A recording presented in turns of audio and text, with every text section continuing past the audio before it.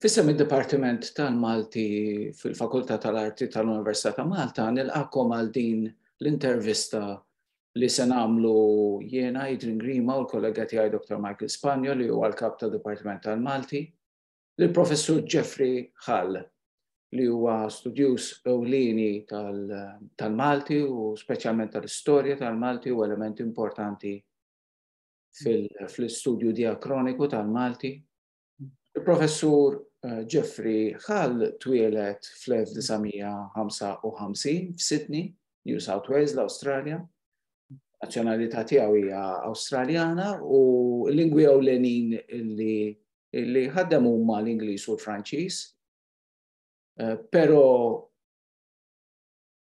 żewġ lingwi li kien juża id-dar kienu mal-familja kienu primarjament it-Taljan u l-Malti u kif se naraw jafu wkoll numru ta' lingwi oħrajn u fil-fatt din l-introduzzjoni li nixtieq nagħmel dwar ix-xogħol professjonali tal-Professur Hall jagħtina ftit idea mhux biss tal-istorja personali tiegħu ma anke tal-firxa tal-għarfien tiegħu tal-istudju tal-lingwa, mhux biss l-istudju diakroniku tal-lingwa, l-filoloġija speċi ma anke studju iktar sinkroniku u studju iktar applikat. U allura bħala professjoni nistgħu ngħidu li l-professjoni tiegħu hija dik ta' lingwista u ta' filologu. Kiseb l-ewwel grad tiegħu, l-ewwel lawrea tiegħu fit-Taljan mill-Università ta' Sydney fl-1978 u mbagħad għamel dottorat fl-istudji diakroniċi lingwistiċi tal-lingwi romanzi fl-1983 għandu wkoll akkreditazzjoni min-naħa tal-Awtorità Nazzjonali tal-Awstralja għall-interpreti u tradutturi fatt ta' lingwi fil-fatt f'livell 3, Franċiż, Taljan, Spanjol, Portugiż, Rumen, Malti, Ġermaniż, Pollak u l-Ukren u anki it-tieni livell fil-każ tal-Latin. Qed insemmihom dawn mhux biss biex nifhmu l-kwalità tal-preparazzjoni akkademika tal-Professur Hall, imma anke biex nifhmu it-tip ta' għarfien li jġib miegħu meta jitkellem fuq il-lingwa Maltija, fuq l-isim Malti, ma anke fuq lingwi oħrajn li għamel studji importanti ħafna fundamentali fuqhom. Kellu diversi ħatriet fil-qasam tat-tagħlim, beda fl-1979 meta kienet jaħdem bħala tutur fid-Dipartiment tat-Taljan fl-Università ta' Sydney. Ftit wara inħatar bħala lettur fit-Taljan fl-Università ta' Melbourne. U mbagħad għallem ukoll l-istudji keltiċi l-Università ta' Sydney u għallem l-Irlandiż, il-Welsh, il-Cornish, il-lingwi Breton u kors tal-filoloġija keltika jew ċeltika. Bejn 1989 u design għallem it-Taljan u l-Franċiż f'università oħra, l-Awstralja, Wollongong.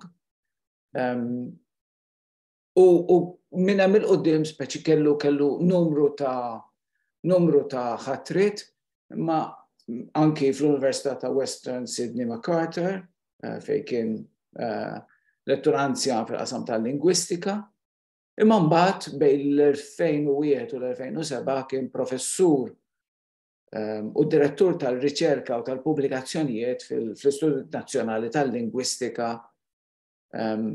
tal-Università ta' Timor Loro'sae, ma nafx qed nippronunzja tajjeb f'dili. Timor Loro'sae, f'dili il-Timor Leste, ċoħe Timor tal-Vant. Kien professur assoċjat tal-lingwi moderni u tal-lingwistika l-Università ta' Western Sydney u mill-2010 law huwa Honorary Associate fid-Dipartiment tal-Istorja Antika Marquette University ta' Sydney, New South Wales.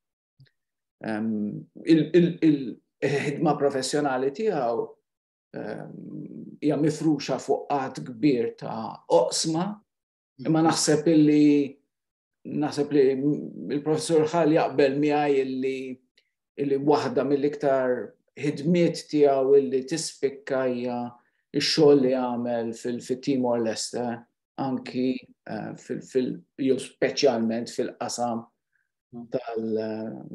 tal-pjanifikazzjoni lingwistika essenzjalment u biex jistabbilixxi anki l-istudju tal-lingwa ta' waħda mill-lingwi uffiċjali ta' Timor Leste tetum fuq bażi soda. U fil-fatt kiseb ukoll fl-2012 kiseb rikonoxximent importanti minnaħa tal-President tal-Portugal minħabba servizzi tiegħu anke fil-qasam tal-lingwa Portugiża. Biex kważi nagħlqu din il-parti dwar l-istorja personali tiegħu, professjonali tiegħu, il-test tiegħu tad-dottorat fl-1982 kienet dwar l-għaqda lingwistika, l-unità lingwistika fin-naħa ta' fuq tal-Italja u fir-Rezja, jew dik li kienet provinċja Rumana ta' Rezja u dik li illum fl-Italja. Għandu qatt kbir ta' pubblikazzjonijiet akkademiċi, nixtieq nagħti ħiel ta' uħud minnhom. L-ewwel xogħol illi kien ippubblika kien fl-1985 li kien La Parlata Italjana dell-Eġitto, suġġett illi għadu għal-qalbu ħafna. Fl-1987 u mbagħad sentejn wara kiteb fuq suġġett ippubblika xogħol fl-atti ta' konferenza li kienet saret f'Malta dwar sqallija u Malta, suġġett li lilna interessana ħafna u interessa ħafna naf lil-Dr. Michael Spagno li qed magħna vicende e caratteristiche del Maltese parlato in Egitto, cioè l-istorja, insomma, il-ġrajiet tal-Malti mitkellem fl-Eġittu u l-karatteristiċi lingwistiċi ta' dan il-Malti.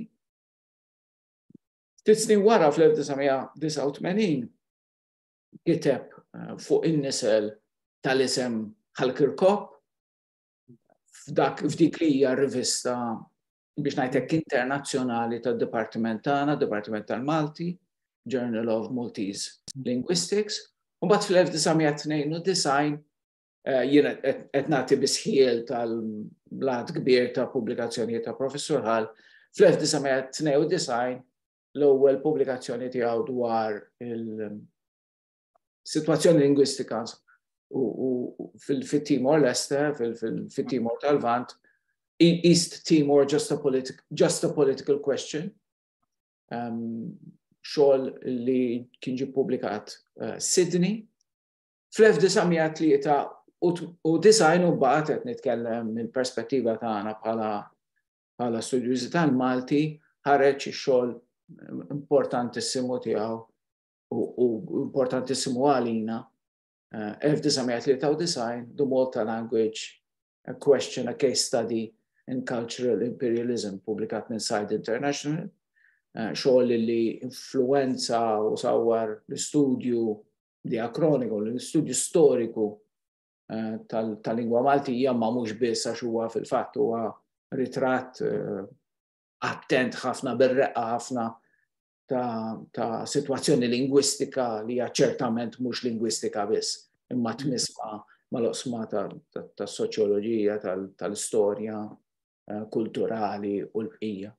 Titjew wisqija wkoll interpretazzjoni storika, insomma, ta' perjodu imqalleb interessanti li eventwalment kellu jwassal għal-nazzjon Malti kif inhu llum u għall-istabbiliment, insomma, il-mod kif stabbilixxa ruħu l-Malti illum bħala lingwa nazzjonali. Fl-1994 kiteb Maltese from Arabic dialect to national language.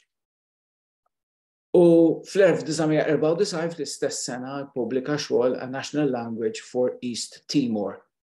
Imma fl-istess sena wkoll biex tifhmu ftit ix-xogħol eklettiku straordinarju tal-Professur Hall, a tour through the Albanian vocabulary. L-istess sena xogħol dwar it-Timor dwar Tetum, Guide to the Standard Orthography in Tetum, però miktub għandi nifhem bil-Portugiż. 1995 lat ieħor tax-xogħol professjonali ta' Professur Hall, The Banished Heart: Origins of Heteropraxis in the Catholic Church. Xogħol li m'għandux jaqsam primarjament mal-lingwa, m'għandux jaqsam iżjed ma' kwistjonijiet ta' interpretazzjoni tar-reliġjon. 96 Language Policy for East Timor, Background and Principles. Għad kbir ta' pubblikazzjonijiet oħrajn illi jiena minix se nsemmi. Hemm ukoll xogħol fuq l-Ukren, pereżempju, waħda mill-lingwi li jitkellem fuqhom b'mod professjonali hija l-Ukren, dizzjonarju tal-Ingliż u t-Tetum. Kitbiet oħrajn dwar il-Malti. L-aħħar xogħol li ċem żewġ xogħlijiet li nixtieq insemmi tal-aħħar. 2017 Giannino Cremona, The Siege of Gozo, 1551, a ballad translated from the Maltese by Dr. Jeffrey Hall, li kien ġie publikat mix-Shar Association of New South Wales f'Sydney. U l-iktar xogħol riċenti fuq il-Malti huwa xogħol tiegħu dwar l-element Berberu fil-Malti, Exploring the Berber Element in Maltese, xogħol li ġie publikat mill-kollegi tagħna tal-Għaqda tal-Malti fil-ħarġa flat numru 38, leħen il-Malti.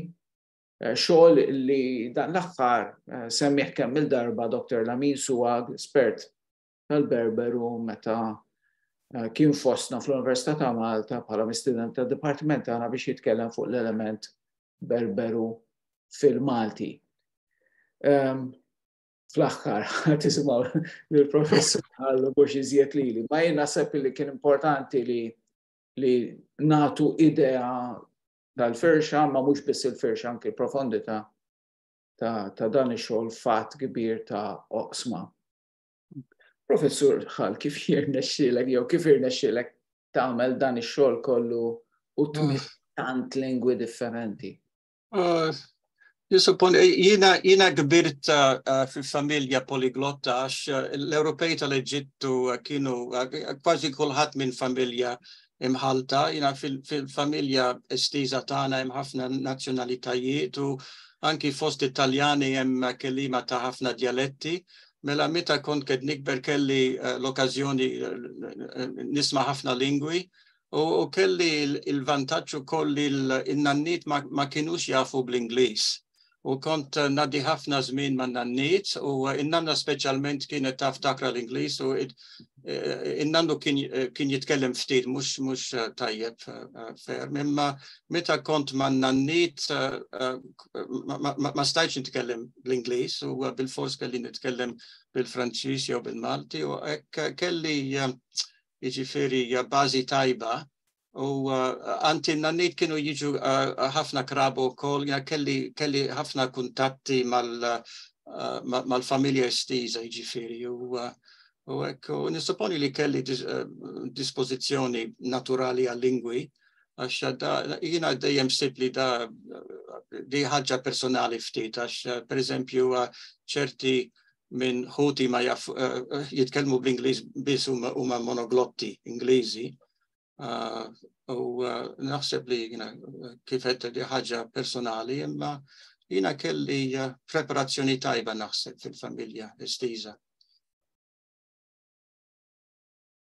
Jiġifieri din hija xi ħaġa li Isu traumet fik minħabba l-ambjent li kont fih mija wkoll din id-dispożizzjoni tiegħek għal-lingwi hija xi ħaġa wkoll li naħseb tagħtielek in-natura insomma le.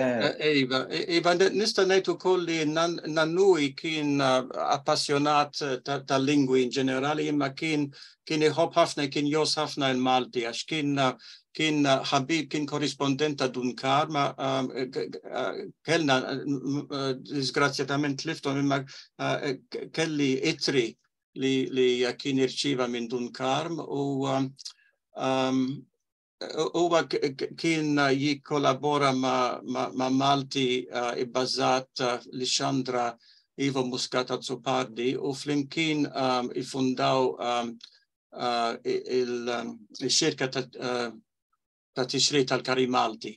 U Nannuj kien ukoll il-fundatur ta' rivista Maltija il-Kari Malti, Portside, u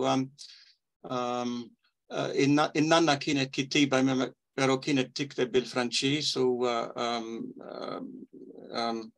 in-nannu traduċa ċerti minn novelli u minn romanzi ta' nanna fil-Malti u mela kien hemm kultura letterarja fil-familja ġifieri mhux biss imħabba tal-lingwi. Meta tirreferi għal Nannu qed nitkellmu fuq Giovanni Said u x'hekk. Iva, Giovanni Antonio Said, iva, huwa twilet Portside, lanqas ma twilet Malta, għax il-Bużnanniti ġew minn Malta minn Bormla wara l-ftuħ tal-Kanal ta' Suez. U jiġifieri li l-ġenerazzjoni sħiħa kollha tan-nanniet, dik il-ġenerazzjoni kollha twildet l-Eġittu. Mela, aħna imbedin biżejjed minn Malta jiġifieri, kien hemm 3 ġenerazzjonijiet l-Eġittu. Tajjeb. Semmejt kurzità għax kif taf inti jiena qasam tiegħi iktar il-letteratura milli l-lingwa. Semmejt il-kitbiet tan-nanna li ġew tradotti għal Malti minn Nannu minn Giovanni Said. Iva, infatti għandi ktieb ma nafx taraħ. Kemm tolli ftit biex inkunu nistgħu naraw? Iva, mela hemm miktub xirka tixrid tal-Kari Malti Eġittu u t-titolu tal-ktieb minn xtut in-Nil u di ġabra ta' novelli, ma nafx għandkomx eżemplar Malta. Iva, għandna kopja tiegħu Malta. Hemm xi novelli ta' Ivo Muscat Azzopardi. Iva, mela hemm novella waħda ta' Nanti c'est celui que j'ai choisi et ma titolo Malti l'Asla ta' Clara. Mais il titolo originali kien c'est celui que j'ai choisi il-Franċiż. Ok, u ġifieri kitbet novelli jew romanzi? No, naħseb li kienu novelli, kienu romanzi ksar, novelli, mhux romanzi twali ġifieri, romanzi twal. U it-tnejn kienu ġurnalisti għax kienu korrispondenti ta' ġurnal Eġizzjan tal-Kajr, la Bourse Égyptienne. U kienu jikbu artikoli, kienu it-tnej, in-nanna kienu il-korrispondenti ta' Portside għal la Bourse Égyptienne. La Bourse Égyptienne. Ġifieri qed nitkellmu fl-aħħar tas-seklu 19, bidu tas-seklu 20. Jina satluk għax telku minn Portside fl-1946 wara l-gwerra u kienu l-ewwel familja li ġiet minn Portside mill-Eġittu, kienu ġew Sydney u il-komplement tal-komunità ġi warajhom jiġifieri huma kienu il-pjonieri tad-diaspora Maltija ta' Portside, ġifieri. Imma żmien il-gwerra u qabel il-gwerra kienu attivi ħafna fil-letteratura u innannu speċjalment fil-promozzjoni tal-lingwa Maltija. Hemm xi ħaġa li naħseb li ma fehmx, ġifieri kienu mhux huma twildu l-Eġittu mela kienu l-ġenituri tagħhom illi ġew minn Malta qed nifhem. Iva. Ok, mela għalhekk qed nitkellmu għalhekk qed nitkellmu fuq l-ewwel nofs tas-seklu 20 u mhux fl-aħħar. Ġifieri il-ġenituri tagħhom marru l-Eġittu wara l-ftuħ tal-kanal ta' Suez. Tal-kanal ta' Suez. Għax il-kanal ta' Suez infetaħ fl-1870 u ftit għax kolla kienu minn Bormla u kienu gadrajja u kienu jibnu il-vapuri u d-dajjes. Per eżempju, il-lakam tal-familja Saj, tal-familja ta' Nannui, kien ta' Zuba. U forsi ma tafux il-kelma. Di l-kelma Zuba hija kelma tirriferixxi għal speċi ta' injam li kienu jużaw biex jagħmlu l-imkadef u l-imqadef kif tgħidu intom. U mela l-akmuhom ta' Zuba għax kienu konstrutturi ta' dajjes u ta' vapuri u kienu gadraja wkoll kienu jifornu il-provisti għal-vapuri. U mela kien hemm ħafna xogħol għalihom dawk in-nies l-Eġittu fil-kanal ta' Suez. U il-Bużnannu fonda kumpanija li kien tforni l-ilma il-vapuri li kienu jgħaddu minn ġol kanal. U kraba oħrajn kienu jaħdmu għal-kumpanija tal-kanal ta' Suez, il-kumpanija Franċiża.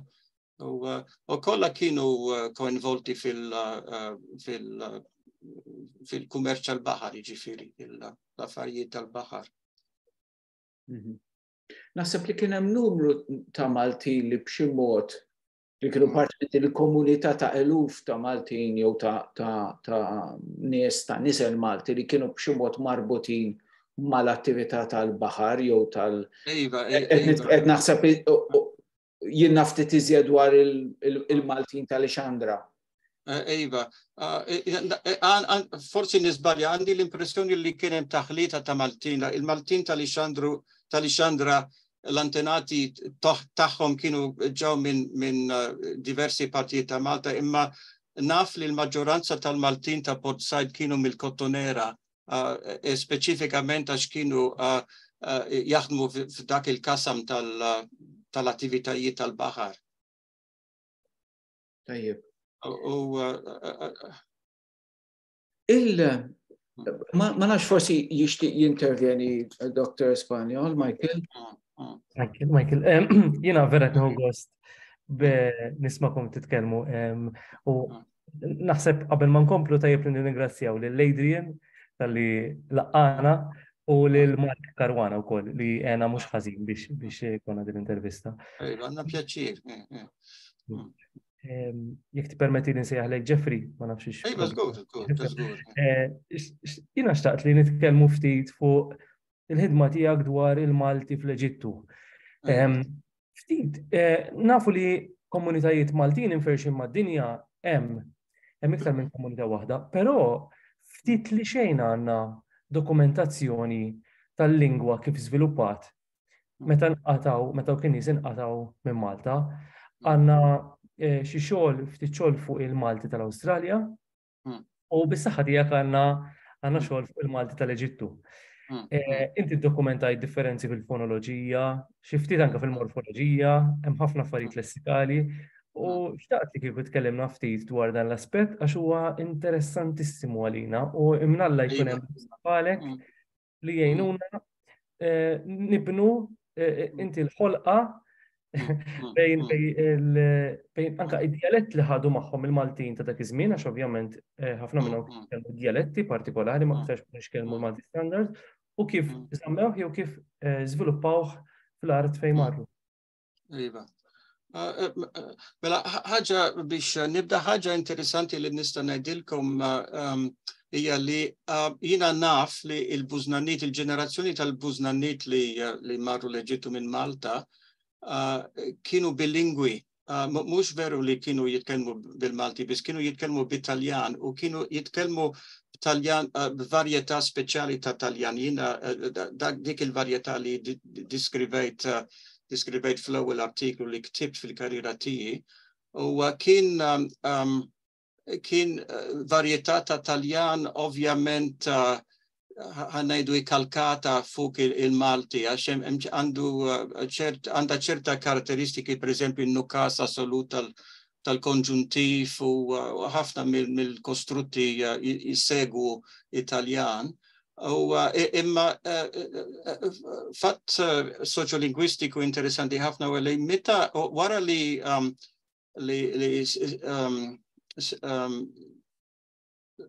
waslu l-Eġittu, ħafna mill-Maltin kienu jistħu mill-lingwa tagħhom għax l-Arab kienu jifmu sa ċertu punt kienu jifmu l-Malti. U naturalment jina bħala kolonialisti kellhom ċertu kompless ta' superiorità u kellhom sens li kienu Ewropej u għena fost l-Arab, fost il-Musulmani. U li ġara li ħafna familji Maltin tal-Eġittu, speċjalment dawk tal-Xandra u tal-Kajr, abbandunaw l-użu tal-Malti, ma ridux jitrasmettu il-Malti għal-ulidhom. Mela, per eżempju, fil-familja estiża tagħna, jina għandi ħafna kraba Maltin 100% Maltin li ma jafux bil-Malti, jitkellmu bit-Taljan biss. Għax u mhux Italjan standard, Italjan dik il-varjetà li semmejt. Mela, fost il-Maltin tal-Eġittu min jaf bil-Malti, min jitkellem bil-Malti id-dar, min jitkellem bil-Taljan id-dar. Mela, da fatt interessanti, għax jina ħadkata meta mort Malta l-ewwel darba, jina kont nistenna li nsib soċjetà li titkellem il-lingwi bil-Taljan u bil-Malti u skantajt li il-maġġoranza tal-Maltin ma jitkellmux bil-Taljan bejnietom ukoll għax aħna nużaw il-ġiex lingwi ġifieri, Taljan u il-Malti. Kurzita, Jeffrey, meta kien li ġejt Malta li zort Malta l-ewwel darba? Jiena l-ewwel darba kien fil-1978 naħseb l-ewwel darba. Jiena mort vaganzi biex inżur il-kraba, il-kuġini, ma mortx biex nistudja, u it-tieni żjara saret meta mort nagħmel riċerka għal dak il-ktieb li ktibt dwar il-kwistjoni tal-lingwi. Tal-lingwa, ejva. Intkajt mal-kraba, mal-kuġini, u jina ħad gost, jina nintaka maħħom. Għax il-ġenerazzjoni ta' ommi zammet rabtiet mal-kraba Malta, ġifiri, ma tilfux kuntat maħħom. Alla volja kienu l-Eġittu u wara kien ġew l-Awstralja. Kat ma tliftu kuntat kompletament ma' Malta. Skużani, meta tgħid li kienu bilingwi, kienu jħadmu il-Malti u t-Taljan f'kuntesti partikolari jew kienu jużaw? Kienu fenomenu ftit stramp, imma l-Ewropej in ġenerali, l-Ewropej tal-Eġittu huma nies poliglotta u di ħaġa naturali ħafna għalina, per eżempju meta hemm ġabra, meta niġem għal-miliet per eżempju u tiġi l-familja kollha estiża, hemm ħafna lingwi u min jibda jitkellem bil-Malti u jispiċċa l-frażi bit-Taljan u il-lingwa komuni tagħna hija l-Franċiż għax l-Ewropej tal-Eġittu kollha kulħadd kien jitkellem bil-Franċiż. Kien il-lingwa franka tista' tgħid. U mbagħad kellek il-patwa tiegħek, id-dialett tiegħek. U il-Maltin min kien jitkellem bil-Malti id-dar jew bit-Taljan id-dar. Jina kien divis jiġifieri bejn il-Malti u it-Taljan. Imma it-Taljan kienu jitkellmu bit-Taljan naturalment, bħala lingwa materna, mhux bħala tieni lingwa. Bħala komunità ta' kelliema tal-Malti. Komunità kbira, komunità żgħira.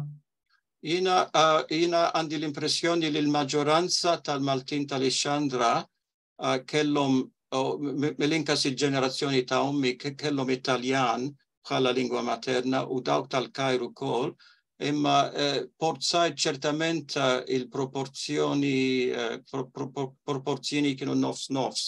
Għax nista' nagħti l-eżempju tal-kuġini tiegħi, forsi 50% jafu bil-Malti u il-komplement bil-Taljan. U ħaġa interessanti, il-Maltin kollha kienu jafu bil-Taljan, imma dawk li kellu Italjan bħala lingwa materna ma kienux jafu bil-Malti. Jiġifieri kulħadd kien jaf bil-Taljan, imma biss dawk li kienu talmu il-Malti minn il-ġenituri tagħhom kienu kapaċi jitkellmu bil-Malti. U Ġifri, mhux kulħadd, il-Maltin mhux kollha ġew minn Bormla. U xek, differenti. Il-Maltin jiena ma nistax nitkellem b'awtorità dwar il-Maltin tal-Ixxandrija u tal-Kajr. Alla volja kellna kraba minn hemm, imma jiena naf sewwa l-komunità tagħna ta' Port Said. Imma jiena qatt ma smajt Malti minn Port Said li jaf bil-Malti u jitkellem bil-A. Kulħadd jitkellem bil-K u anzi infatti kien hemm ukoll żvilupp fonoloġiku interessanti għax il-ġenerazzjoni tan-nanniet tiegħi ċerti minnhom kienu jużaw pronunzja uvulari, per eżempju kelma bħal sakaf u saqaf, intom tgħidu saqaf. Il-nanniet Said kienu jgħidu saqaf, u il-nanniet Azzopardi kienu jgħidu sakaf. U il-ġenerazzjoni ta' ommi tal-mamma kienet diġà tuża il-pronunzja velari. Mela kien hemm saqaf u mbagħad sakaf. U jiena nitkellem bħal ommi, bħal ġenerazzjoni ta' ommi u nużaw il-K mhux il-Qa. Imma jiena qatt ma smajt Malti minn Port Said li jgħid saqaf u baqra u orq u dqiq. ċerti Maltin mill-Kajr iva smajt dik il-pronunzja. Infatti hemm kassisaw kapillan li huwa Malti mill-Kajr u jitkellem bil-A. Il-komplementi eżattament bħal Malti tagħna juża l-istess lessiku, l-istess vokabularju, imma hemm dik id-differenza tal-pronunzja ta' dik il-konsonanti. U nimmaġina kulħadd jgħid ti u nistu. Ti u mixxul, dawl mixxul u sejjer num u hekk u n-numri wkoll ngħidu ma ngħidux 40 u 40, disin, dejjem in. Ma nirrispettawx line ma joċċa lina.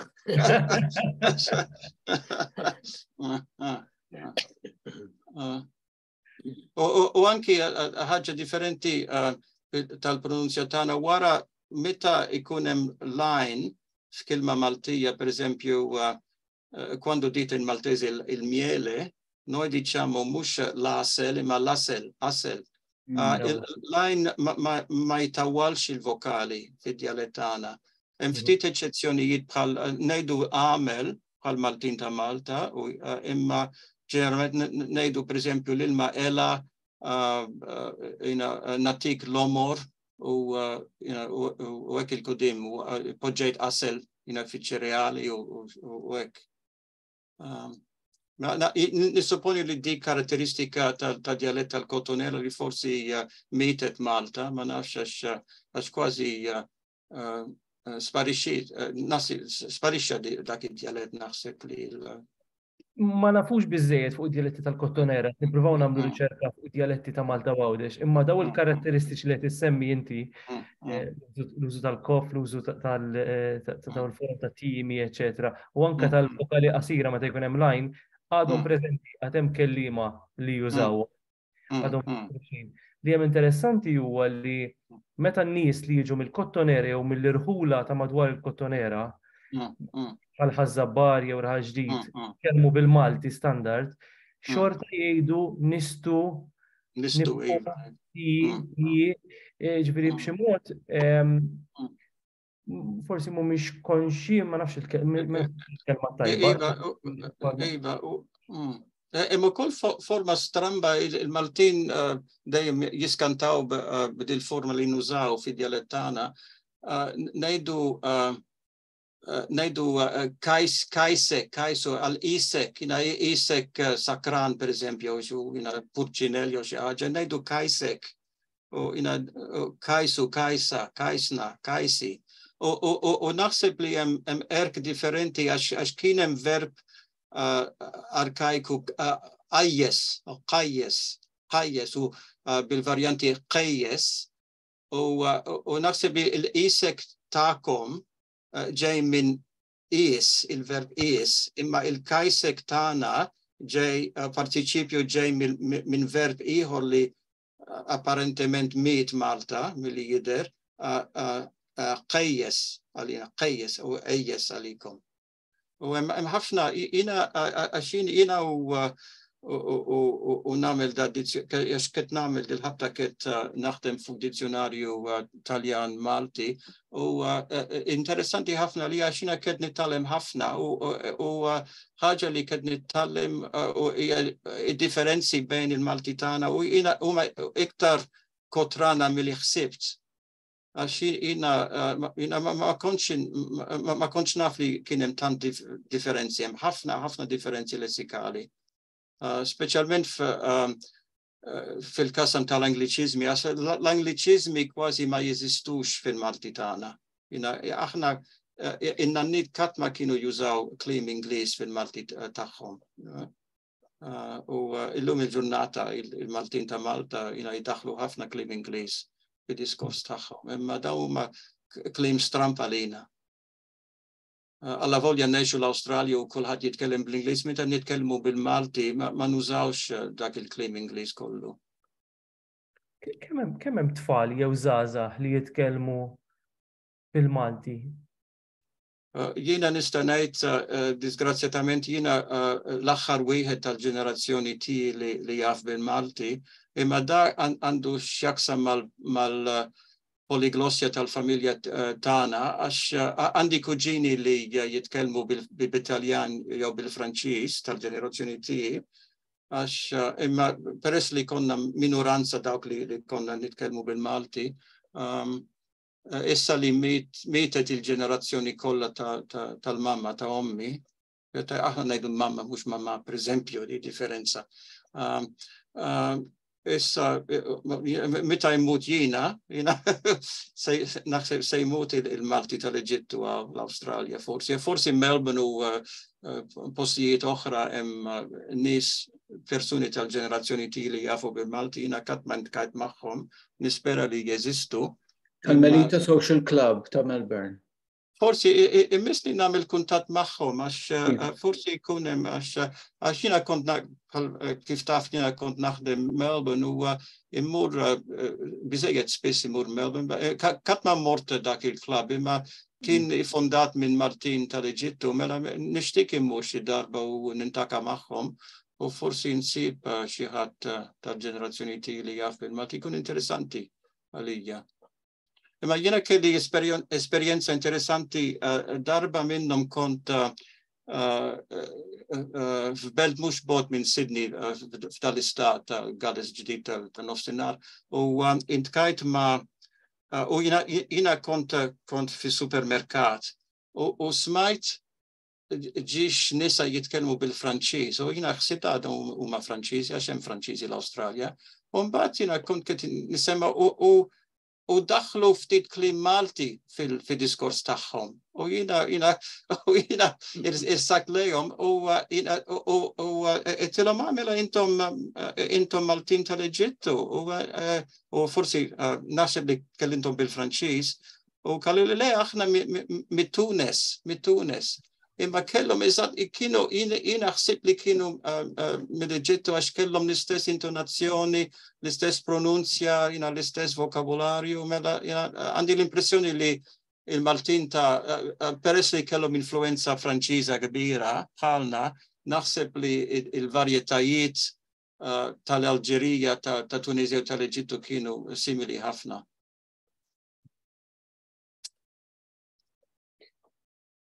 Il-Maltin tal-Eġittu kienu jitkellmu bl-Arbi. Iva, di domanda mistoqsija interessanti, għax jiena sibt li fil-familja ta' ommi subijin kienu jafu bl-Arbi, kienu jitkellmu tajjeb bl-Arbi għax kienu joħorġu iktar mill-bniet. Il-bniet kienu iktar protetti mill-familja u ma tantx kienu jitħaltu mal-indiġeni, imma is-subijin kienu jmorru kullimkien u kienu jitħaltu iktar mal-Arab. Per eżempju, l-ommi ma tantx kienet kella konoxenza passiva tal-Arbi, ma tantx kienet kapaċi titkellem bl-Arbi. Nużaw ċerti espressjonijiet Arab fid-diskors tagħna, speċjalment meta niċċajtaw u meta nidu, imma mela element Arbi fid-dialett tagħna, imma qabel il-gwerra, ftit żmien qabel il-gwerra, il-gvern Eġizzjan impona it-talim tal-Arbi fl-iskejjel tal-Ewropej, imma qabel dan kien traskurat kompletament bħala materja tal-iskola. Kellhom ħafna materji, Franċiż, l-Ingliż u Italjan, ma kienux jalmu l-Arbi. U da kien insult tal-Eġizzjani, naturalment, għax kien il-pajjiż tagħhom. Imma għalhekk ma tantx innannu studja l-Arbi għax kien entużjasta tal-Malti u kellu għarfien tajjeb ħafna tal-Arbi u kien jakra l-Arbi u kien jikteb l-Arbi. U jina sibta interessanti għax il-ġenerazzjoni tan-nannit, is-subijin l-irġiel kienu jafu bl-Arbi aħjar mill-ġenerazzjoni ta' ommi. Ma nistax nispjega dal-iżvilupp, ma nafx forsi eżattament għax jiena ma kontx hemm, imma u kienu jitkellmu bl-Arbi ma' sifturi, għax kulħadd kellu sifturi Arab, imma kienu jitkellmu bl-Arbi popolari, mhux l-Arbi naħwi, l-Arbi letterarju. Ħseb li huwa fenomenu soċjolingwistiku magħruf li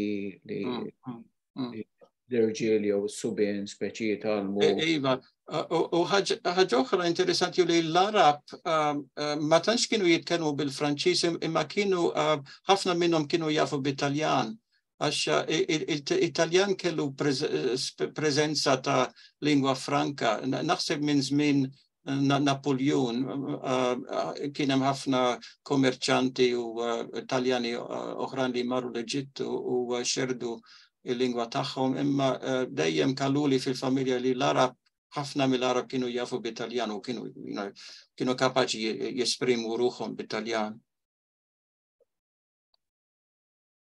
Meta tajt li kont titkellem, ara, inti mill-li nistgħu nifhmu inti tallimt il-Malti mill-familja. Qabel xejn speċi minant in-nannu, minant Giovanni Said. Iva. U minant il-mama li tiġi it-tifla ta' Giovanni Said, le? Iva. Ġifieri il-Malti tiegħek kien primarjament Malti li tallimt ma' dawn iż-żewġ persuni, jew kien hemm membri oħrajn tal-familja li ġew l-Awstralja għax naturalment inti twelidt Sydney illi magħhom stajt titkellem bil-Malti wkoll? Nista' ngħid il-Malti tallimtu fil-familja, fih dan il-familja għax mela fil-familja kien hemm taħlita tal-Franċiż u tal-Malti, ġifieri kien hemm rabta kif ngħidu diagnostika, ġifieri li meta konnu nitkellmu fuq suġġetti sempliċi konnu nitkellmu bil-Malti u meta bdejna nitkellmu dwar il-politika jew dwar ix-xjenza u letteratura kienu konna nużaw il-Franċiż.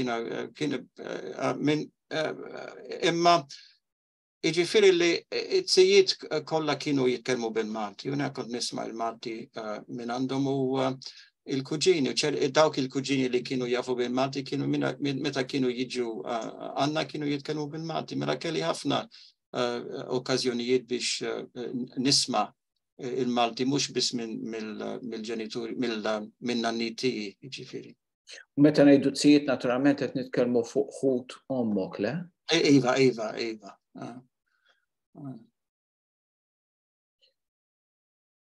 Michael? Jena nixtieq kieku nisma' ftit iktar fuq il-Malti tal-Eġittu. Ok, mela jiena ikkomponejt test, ma nafx huwa ftit ma rridx indejjakkom imma huwa ftit twil, imma nara stinna.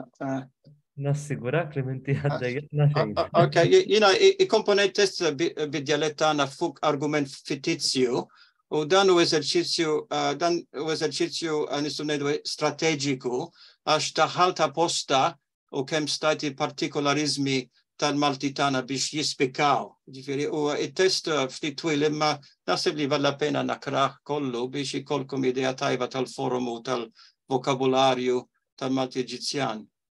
Grazzi ta' dil-bicċa xogħol ħadd qabel ma tibda. Ok. Entużjasta ma nisimgħuk.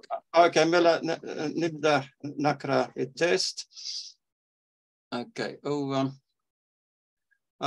kuljum inkum kmini ferm nagħmel il-leħja. Qabel ma nibda, irrid nixtieq niġbed l-attenzjoni tagħkom għad-disa karatteristiki prinċipali ta' dialett. Forsi se tiskantaw b'ċerti forum u taħsbuhom żbaljati, imma fil-fatt mhumiex żbaljati fil-kuntest tal-dialett ta' sistema tagħna. Mela hemm disa karatteristiki. Wieħed il-pronunzja velari jew volari tal-ka, u jiena nuża pronunzja velari. Tnej wara lajn kważi dejjem nuża vokali kassira mhux vokali mtawla. Tlieta ta' sort il-vokali li jissegu lajn mhumiex dittongati. Erba' kliem Malti li kien normali fid-dialett tal-Kotonera fis-seklu 19 imma li se jdokilkom antikwat. 5 preżenza ta' bosta kliem Taljan, wisq iktar milli fil-Malti ta' Malta. 6 l-assenza kważi assoluta ta' elementi Ingliżi. 7 preżenza ta' kliem misluf mill-Franċiż u mill-Arbi Eġizzjan. 8 differenzi ta' ġeneru fin-nomi. Hemm ħafna differenzi ta' ġeneru, da punt interessanti. Intonazzjoni kompletament differenti u mill-perspettiva tagħna l-assenza tal-kantalina tipikament Maltija. Mela issa nibda t-test.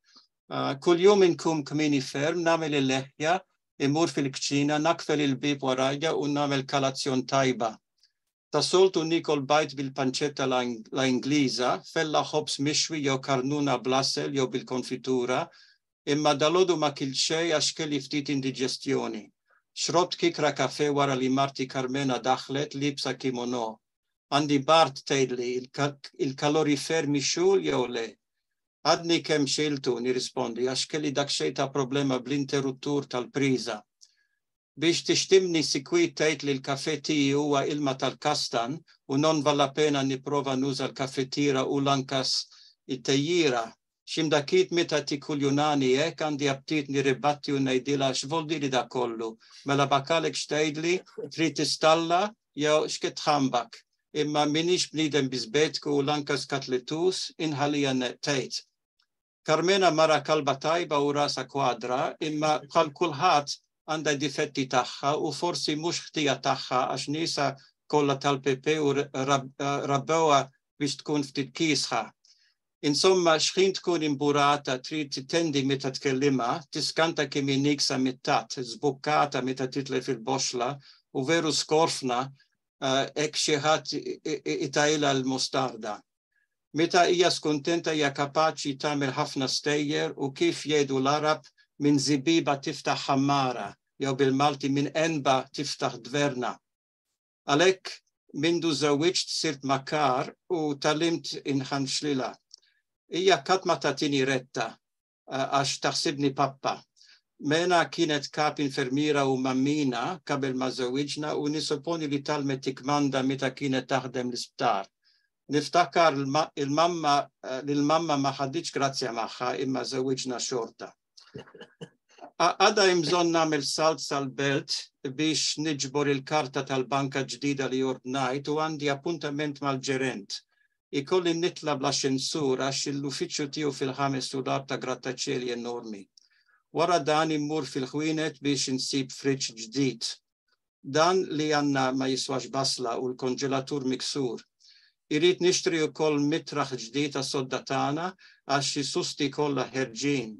ومبات بخسيبي نمتاكا مع حبيب بلغاتي قديم الكاتدرال الانتيكا però smajt fi televizjoni li jkun hemm xopru tal-mezzi u għalhekk ma nkunx nista' naqbad l-autobus jew it-trenu.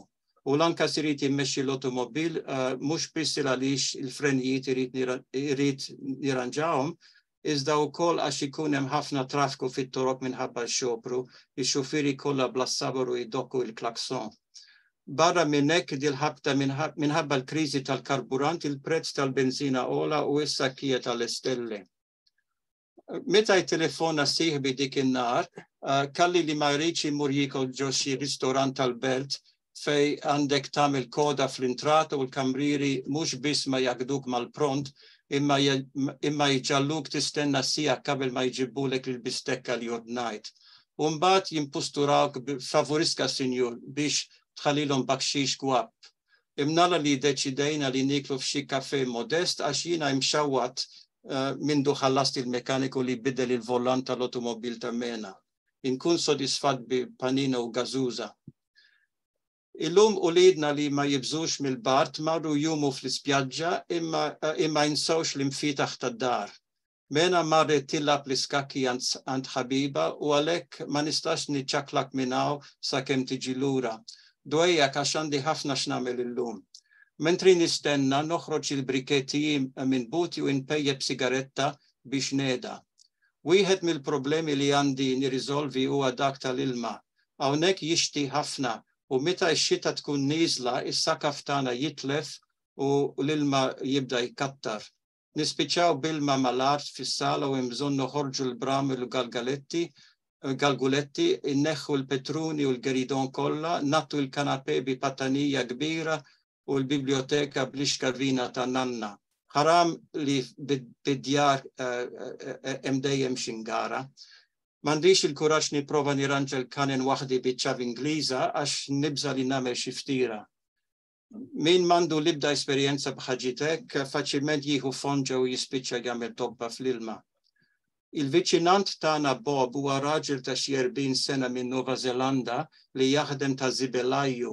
Huwa esri ftit stramp, bużi barja ta' ġambomblu għax jħobb ileklek u jieħu bħal ħesijama. Dejjem jiġina zakku kodimu kajsu Papa Noel, dendulu kolu xaru imbezbes. Però alla volja għandu l-arja ta' zdingat, mhuwiex xi għażinazz, anzi jħobb jaħdem u veru ħmar ix-xogħol. Huwa miżewweġ u għandu 3 tfal, tifla u ġiex subijin għadhom skulari. Milli jidher martu ma tafx trabbi għax dawk it-tfal kollha jmejmin u m'għandhomx temenza. Fil-kwartier tagħna dawk il-balabrotti diġà għandhom nomna ta' sbarazzini u ta' bonanjenti. X'imdakit jkuna bil-ħess kollu li jagħmlu fuq il-ballat quddiem darhom meta jilagħbu bi ballat ta' tennis, jew jirkbdu l-biċikletta żgangata ta' dik ix-xmerkes ta' oħthom dejjem tommot il-mastika. Carmena li dejjem tissospetta xi konfeffa, naturalment ma tantx għandha grazzja mal-povru viċinant u razza tiegħu. Il-martu tgħidilha fallaħa goffa u baġana li ma tafx tkompli man-nies u trid inċarrat il-karti ma' Bob għax fl-opinjoni tagħha huma mandraċċin skaċ pizzentuni, fikkanażi u skrokjuni mill-għar. Il-kwalitajiet ta' Bob narawhom mod ieħor għax il-miskin qatt ma għamilli dispett u ċertament mhux xi tip egoista jew pastażun li jħobb jgħid u jidi. Naqbel li huwa dakxejn spakkun u blagun, imma dejjem b'mod personat u simpatiku u insomma nħobbu għax dejjem jaqbeż għalija u bravu biex jagħti suġġerimenti prattiki. tani pariri utli fuq ħafna ħaġijiet. Per eżempju, meta l-ħawt tal-kamra tal-banju kien imblukkat, sab li ċumbar Poloniż li gdina bi ftit flus. U dak għamel iktar milli tlabna, peress li ranġalna u koll is-sedil miksur tal-kanal u poġilna rubinetti ġodda fil-kċina. Bħala ċumbar mhux xejn tranjatur, anzi spiċċattiv ħafna u qatt ma jagħmillek xogħol imgerfex. Infatti, meta kien jaħdem kajsu artista li jaf it-trukki kollha tal-mestier. Barra minn hekk bniedem ret ħafna li ma jitlobx wisq flus bħal dak ta' kablu li kien ħallil bid-diploma. Mela iċ-ċumbar bravu tagħna, meta spiċċa xogħlu offrejtlu tazza konjak imma kalli li ma jistax jixrob alkol fuq ix-xogħol. Allura stmajnieh b'limunata buskumat u miże. Tajnieh ukoll bomboni u regolizzja għal ulidu. Berraħ kemm kien kuntent u żgur li telaq paxxut. Il-viċinant tan-naħa l-oħra huwa librar irtirat Franċiż l-Antika u tal-Galbu.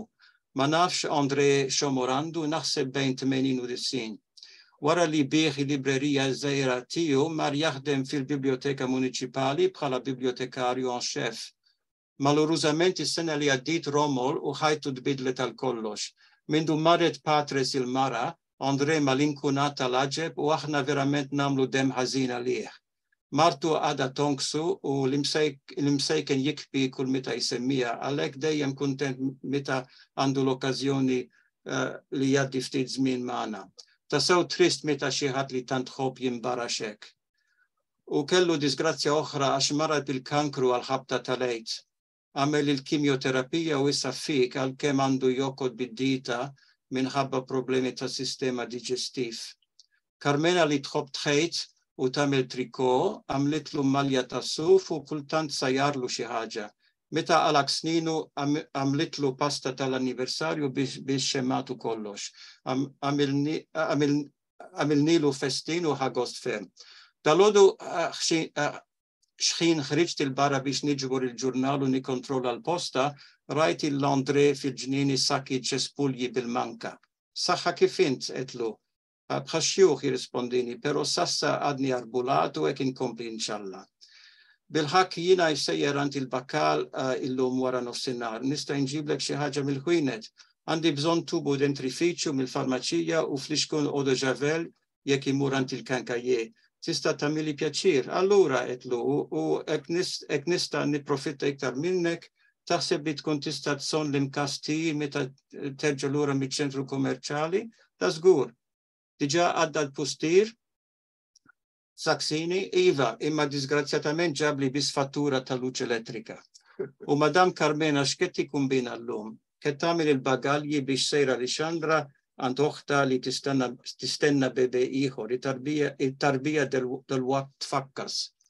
U kif sejra Alexandra di-darba? Bitrenu? Le, bl-arjuplan, ix-xajjal ġejja l-bagalji fil-5. Titlak fis-6 bum u se taterra fl-Alexandra fis-7 ta' bil-lejl.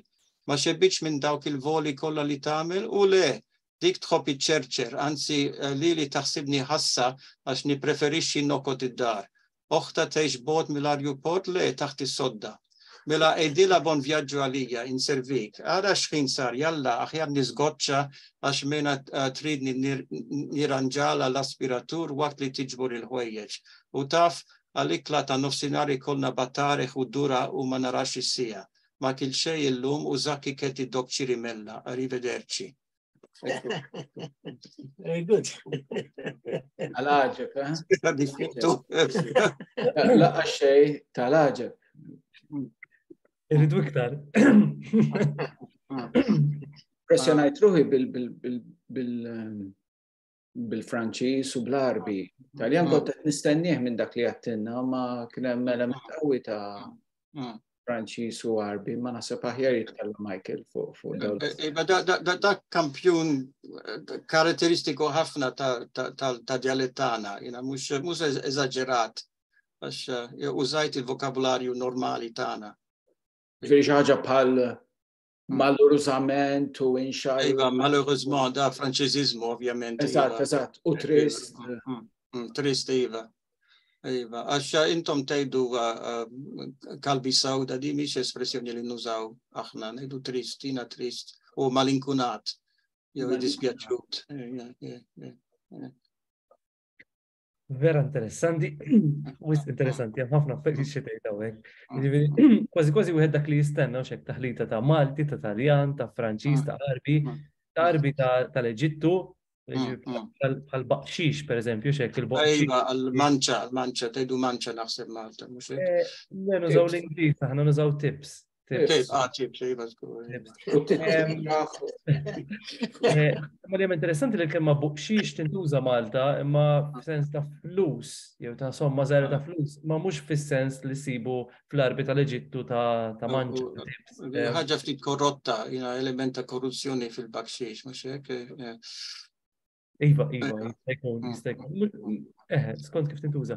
Imma affarijiet interessanti, mela, naħseb li tkun interessanti ħafna naraw daqsxejn inqablu id-diskors tal-Eġittu mad-diskors tan-nies tal-Kottonera, b'mod partikolari ta' Bormla. Biex naraw kemm hemm espressjonijiet li diġà kienu jeżistu, li diġà għadhom magħhom. Għax nispetta li hemm mhux ħażin minnhom. U laqtitni pereżempju briketa. Brike għal accendi sigaro, kif tgħidu bil-Malti? Accendi sigaro. Lighter tgħidu. Interessanti għax irrabataw biex jużaw brika jew bruka. ċerti għawċin jedu brika, naħseb rajt fi dizzjonarju, Aquilina iġib dil-forma, brika. Imma aħna nidu brike. Interessanti, għarrit fil-tekkatinina. Laqatni anka l-użu ta' xi verbi bħal nikkontrolla nużawa u Malta, ma ngħidux nikkontrolla l-posta. Le, ċekkja. Le, għandu sens ta' control, imma u kolli sens ta' tiċekkja, ma nidux niċekkja, di strampa lina, dal-verb tiċekkja. Ġifri, laqatni ħafna, kif tippronunzja l-kelma subijin? Subijin. Naf li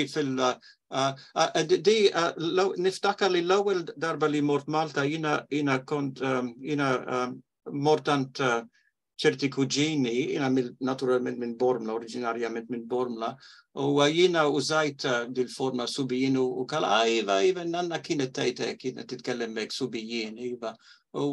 Ftakru ċerti mill-forum li kont nuża jien, iva. Arfuhom. Jek ikun hemm plurali oħrajn hekk bħal nirien, widin, sqaqin, hekk tippronunzjahom ukoll? Nar nirin, ħaġġiet, kat ma ngħidu il-plural ta' ħaġa għalina dejjem ħaġġiet, kat ma ngħidu affarijiet jew ħwejjeġ. Il-ħwejjeġ għalina huma l-bis, vestiti, ħwejjeġ, imma ħafna ħwejjeġ, per noi signifika molti vestiti, non tante cose. Imma nejdu per eżempju għax il-kollegi Maltin għal plural ta' saqaf jgħidu soqfa naħseb, ma tgħidux soqfa, aħna nejdu iskfa, l-iskfa. Iskfa. U verb ieħor li kat ma smajt Malta nejdu nużaw dak il-verb li tsibuh fi dizzjonarju xeta u jixti għal piovere. Piove, ket jixti, ixita nizla. Il-Maltin jgħidu ixita ni, u ixita bis, jew ixita nizla, aħna nirdu ket jixti, u beda jixti. Beda jixti, Arġen, laħwa. Xeta il-mamma ta' xita, ta' nom xita. U da għandu jkun arkaizmu ta' dialettana. Vera sabi.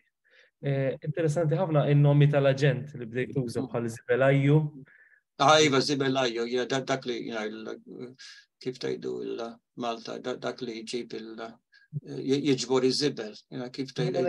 Ta' zibel, Zibelajju.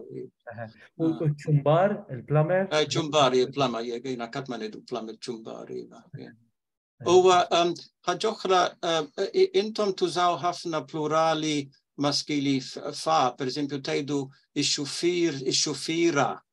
Aħna niri xufiri. mhux ix-xufiera, ix-xufieri u l-ġumbiri, per esempio plural ta' ġumbar u ġumbari, mhux ġumbara. Ġumbara di mara li għandha il-professjoni ta' ġumbar. Interessanti ħafna ħafna. Il-klim li bdejt tuża kien hemm ħafna klim Italjan, ascensur, konġelatur. Iva. Istennija. Però mbagħad kellek fridge mill-Ingliż. Iva, naħseb li fridge di kilma li talmu l-Awstralja, imma jiena skantajt meta mort Malta għax kont nisma' nies jgħidu fridge qaddima, fridge u fridge ġdida, għalina fridge maskili, fridge ġdid. Pal-katedral, kalazzjon, per esempio, femminili għadina mux maskili. Jina skantajt dawk il-differenzi tal-ġeneru. Interessanti ħafna. Kollega tagħna, Dr. George Farrugia, jagħmel ħafna riċerka f'dan il-qasam. Iva. Sigurat li hawn ħafna variazzjoni anke Malta. Iva, u dawk il-sostantivi ta' nisel Grik pal-problema, kat ma ngħidu problema kbira, din problema kbir. Da problema kbir u da sistema tajjeb, meta nisma sistema tajba, dil-forma tidilli sgrammatikata, dak skem drajt nisma sistema ġdid jew problema kbir. Kif inhu fit-Taljan, le? Eżatt. Jissegwi Taljan, iva, u lingwi romanzi kollha, l-Ispanjol, il-Portugiż, f'dawk il-lingwi kollha dawk il-sostantivi ta' nisel Grik huma ta' ġeneru maskili kat muma femminili, li hija innovazzjoni tal-Malti u tal-Malti reċenti. Għax ovvjament il-ġenerazzjoni tal-Bużnanniti kienu jagħtuhom ġeneru maskili dawk li. Drabi jisom milli qed nara mill-eżempji li qed nisma' jimxu fuq il-ġens li hemm fit-Taljan. Ġifieri jekk għandek Iva, u għaliex kienu bilingwi, għax kifet għax kienu jużaw il-ġiex lingwi, il-żewġ lingwi, mela kienem korrespondenza bejn il-regoli tal-grammatika taljana u il-grammatika maltija supponi. U kienu ugwaljanza ġifiri. U il-kimono, il-kimono di la vestalja. Naħseb li għandkom kelma differenti ħafna gazaza jew xi ħaġa tgħidu gazaza? Gejxa? Gazaza? Gaġaġa u ġagaga. ġagaga, u xi ħaġa hekk dressing gown. La vestalja in Italjano si dice. Naħseb l-iktar waħda li tintuża hija gejxa. Gejxa. It-tnej kelmi Ġappuniżi interessanti għax aħna ngħidu kimono u intom tgħidu gejxa. U kimono dil-kelma tintuża wkoll fil-Franċiż tal-Eġittu għax il-Franċiż li nitkellmu varjetà speċjali, ftit speċjali, ma tantx differenti mill-Franċiż ta' Franza, imma hemm ċerti differenzi. U waħda mid-differenzi lessikali hija l-użu ta' kimono fis-sens ta' robe de chambre en français, ou peignoir, on dit peignoir. J'ai mis mon peignoir, il bist il-kimono. J'ai mis mon kimono. Li hemm interessanti wkoll hemm ħafna kalki, ġifieri hemm espressjonijiet bħal is-saqaf jitlef. Iva, il-tetto perde. Il-tetto piove da molto tempo e ormai il tetto perde. Jew għada tonqsu, aħna kieku nażaw timmissjaħ. Iva, jina skantajt meta mort Malta smajt in-nies jgħidu dik il-kuġina u binti nimissjaħ, u l-ewwel ma fimt xejn, imma mbagħad indunat li kienu applikazzjoni tal-verb Ingliż miss. Imma aħna ngħidu mia figlia mi manka binti tonkosni binti. Imma naħseb li tgħidu inħoss in-nuqqas ta' xi ħadd, inħoss in-nuqqas ta' tista' tgħid inħoss in-nuqqas, imma ma nafx jaħseb Adrian xejn tal-kodba kważi, le daqsxejn Malti. Imma naħseb li jekk ngħid pereżempju inti tonkosni bħal inti qed tagħmel xi ħaġa kontra ti jew xi ħaġa ħażina, mhux hekk tonkosni, you're failing me, Fem daw il-forum bħal anka il-verb jitlef irreġistrat fid-dizzjonarju li għandu sens, jien naf li xi partijiet tawdex pereżempju jużaw jgħidu il-barmil qed jitlef. Ġifieri aħna kieku ngħidu qed joqtor jew jilli. Iva, jitlef, iva. Interessanti li il-varjetà mit-kelma komunità żammet xi karatteristiċi antiki. U anke xi plurali interessanti, ġifieri aħna nużaw breakijiet, intom tużaw frenijiet. Frenijiet, ma nużawx il-kelma break, ngħidu fren. Użaw il-verb, kif tgħidu, aħna ngħidu iżomm il-break jew tibrejkja. Intom x'tgħidu? Tpoġġi l-fren. Tpoġġi l-fren, ngħidu, u qafas fuq il-fren.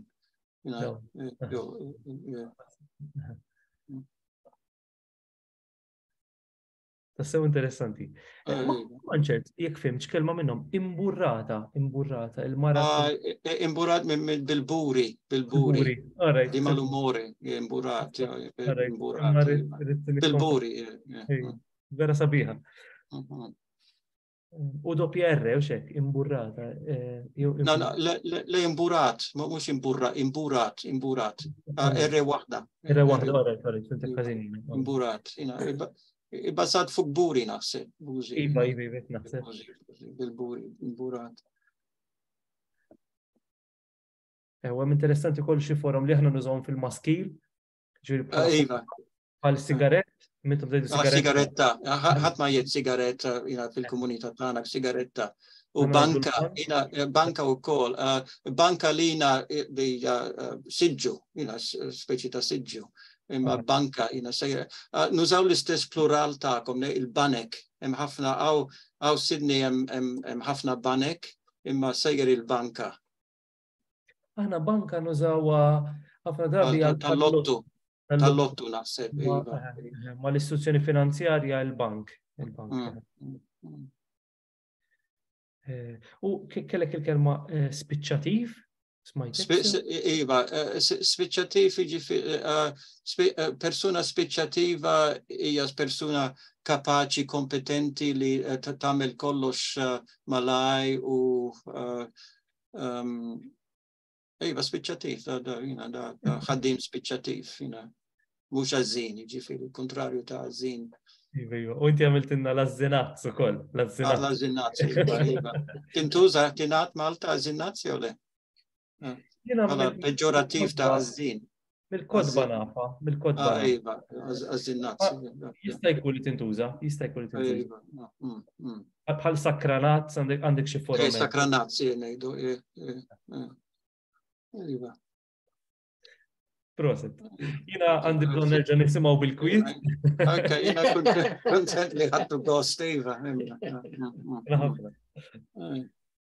Ma disgrazzjatament il-lingwa qed tmut issa għax spiċċaw il-komunitajiet Maltin tal-Afrika ta' fuq, tal-Eġittu, u aħna ninsabu imxirdin ma' dinja kollha u iva qed tmut issa din lingwa, dnub verament. Ġefri, titħajjar għax inti tinqalaw kol biex tikteb ir-rakkonti. Titħajjar tikteb oħrajn rakkonti bħal dawn u tirrekordja lilek innifsek jew nirrekordjaw rom. Iva, nisupponi li nkun nista' iva, imma kif da test kien strateġiku ħafna għax użajt apposta kull inaħsib fil-klim kollu li naf li huma differenti mill Malti ta' Malta u daħaltu apposta, imma forsi jekk nikteb test ieħor ma tantx ikun hemm differenzi bejn il-Malti tagħna u tagħkom, imma ċertament ikun hemm xi ħaġa differenti għax basta niftaħ ħalki u tafu li minix Malti. Forsi mhux daqshekk importanti li f'test differenti speċi ikun hemm enfasi fuq id-differenzi. Le? Fis-sens kif attenti kemm il-darba speċi dan kien test strateġiku ħafna. Iva. Ma jista' nimmaġina li jista' jkun hemm ukoll interess illi jkollna test li jkun iktar ħanuża kemm mhux neutrali, Iva. iktar naturali speċi. Iva, jien għandi, naturalment għandi l-ossessjonijiet tal-lingwista u l-lingwisti jħobbu jikonċentraw fuq dawk l-aspetti tal-lingwa. Ma nista, per esempio, nkun nista nikomponi test li jideskrivi l-ħajja tal-Maltin tal-Eġittu, xi episodju tipiku, kun sabiħ immens. Iva. Dinub li forsi, stennejt wisk għax mitu, ħafna mill-krabati mitu, dawk li kienu jafu sewwa l-istorja, għax jina katma lankas ma mort l-Eġittu jina twilitaw, kbirtaw, jina smajt ħafna stejjer u jina naf l-istorja tal-familja, pero aħjar li wieħed li għex l-Eġittu jikteb storja bħal di, nista' nipprova.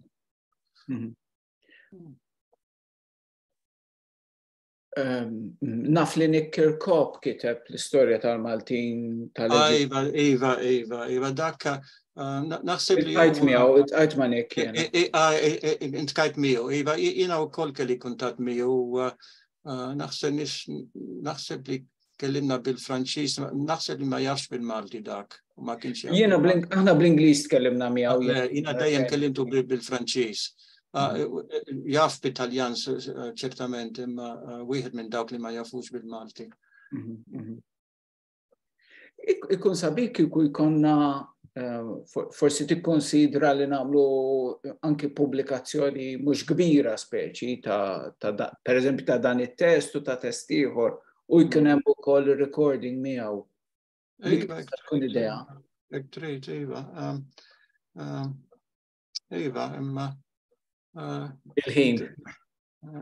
Iva, no, toġobni ħafna l-idea, imma jiena jiddispjaċini li stennejt wisk li jina tlifna ħafna membri tal-familja li kienu jafu l-istejjer kollha u kienu jafu jirakontaw il-ħajja li kellhom l-Eġittu. Jiena għamilt bil-ħak Mark għamel intervista ma' ommi qabel ma mietet u tkellmet ftit dwar il-ħajja fuq il-ħajja li kella l-Eġittu u forsi huwa jista' jibat li kopja ta' dik ir-reġistrazzjoni li għamilna L-intervista kienet bil-Malti? Bil-Malti u bil-Franċiż, għamilna ġiġ intervista, waħda bit-Taljan ukoll, naħseb li għamilna 3, waħda bit-Taljan, waħda bil-Malti, waħda bil-Franċiż. Għamilna ukoll intervista biżejjed twila Mazzija Rosa li kienet miżawġa maħu ommi, jiġifieri l-konjata, mhux kif tgħidu, aħna ngħidu kunjata, imma intom tużaw kelma oħra. La konjata, sister-in-law, kif tgħidu? Sister-in-law. Quella zia è cognata della mamma. Il-raġel jew waħt il-mara. Iva, imma ħadd ngħidu kunjata, imma naħseb il-kelma kunjata tintuża f'sens differenti fil-Malti. Għalina kunjata hija om il-mara jew om ir-raġel. Iva. Dik it-sija għamilna intervista ma' dik it-sija bit-Taljan għax di waħda mill-Maltin bil-ħakija kariba tal-Arċiskof Gonzi għax kunjoma ta' xebba kien Gonzi u l-missiera kien jiġi kuġin tal-Arċiskof u kienu oriġinarjament mill-Birgu, imma fi dik il-familja ma jitkellmux bil-Malti, jitkellmu bit-Taljan Eġizzjan. Mela hemm teżisti reġistrazzjoni biżejjed twila ta' Maltija tal-Eġittu titkellem bit-Taljanik u tkellmet fuq ħajjita l-Eġittu wkoll. Mela Maki jista' jibatilkom kopja ta' dawk. Jiena intervistajta bl-Ingliż u Jeffrey intervista bit-Taljan. Għax għandha ċertu kien interessat it-Taljan tagħha kemm huwa differenti forsi minn Taljan standard. Però bħala it-trobbija tagħha u anke kif is-sateljat l-Awstralja hija rekordjata fuq video. Proset, Mark, proset. Saħħa ta' Ġeffri ma nafix.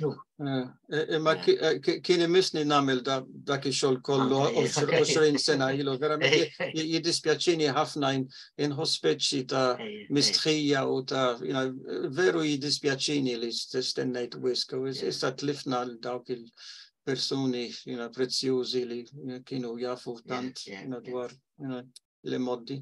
Veru dnub.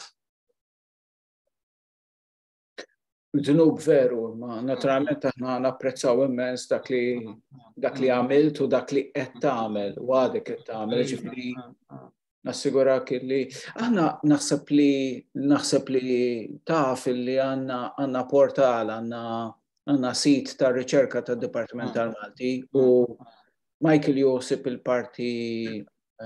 Michael Josip is-sit kollu Malti.mt imma għandu mħabba partikolari u jispeċjalizza b'mod partikolari anke fuq il-parti ta' dialetti. Jien interessani ħafna l-istorja ta' diaspora f'ħafna komunitajiet u issa fl-aħħar ta' Mejju se nkun Alla jrid se nkun Konstantina għax nixtieq nara trabbiet kittieba ta' nisel tibqa' Maltija insomma li għexet tfuli ta' Konstantina. Daw stejja verament importanti u naħseb li għadna fil-ħin biex inkomplu nirrakkontawhom ħanajdu hekk għaliex sfortunatament f'Malta ma tajniex, assolutament ma tajniex biżżejjed importanza lil daw il-ħafna stejjer. Mnalla kienu nies bħal Lawrence Attard, Father Lawrence u bħal Mark. U xini soħrajn Henry Frendo li provaw jirrakkontaw jew irrakkontaw daw l-istejjer, naħseb li rridu nagħmlu ferm iżjed aħna min-naħa tagħna. U forsi l-portal Malti.mt jkun spazju tajjeb. Ġeffri biex daw il-riżorsi li qed issemmi li diġà huma prezzjuż immens milli qed nisimha li qed tajt inti. Jekk ikonna il-permess li intellawhom fuq Malti.mt biex ikun disponibbli għal kulħadd ikun għax daw patrimonju kbir. Imma ħaġa oħra min jaħseb li komunità Maltija waħda l-Awstralja jiżbalja għax fil-fatt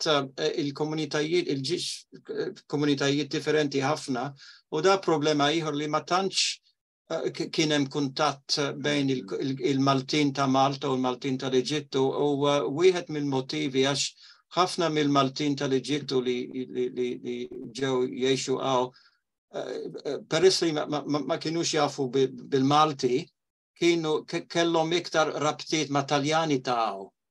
U ma tantx kienu jitħaltu mal-Maltin għax ma kienux jafu bil-Malti.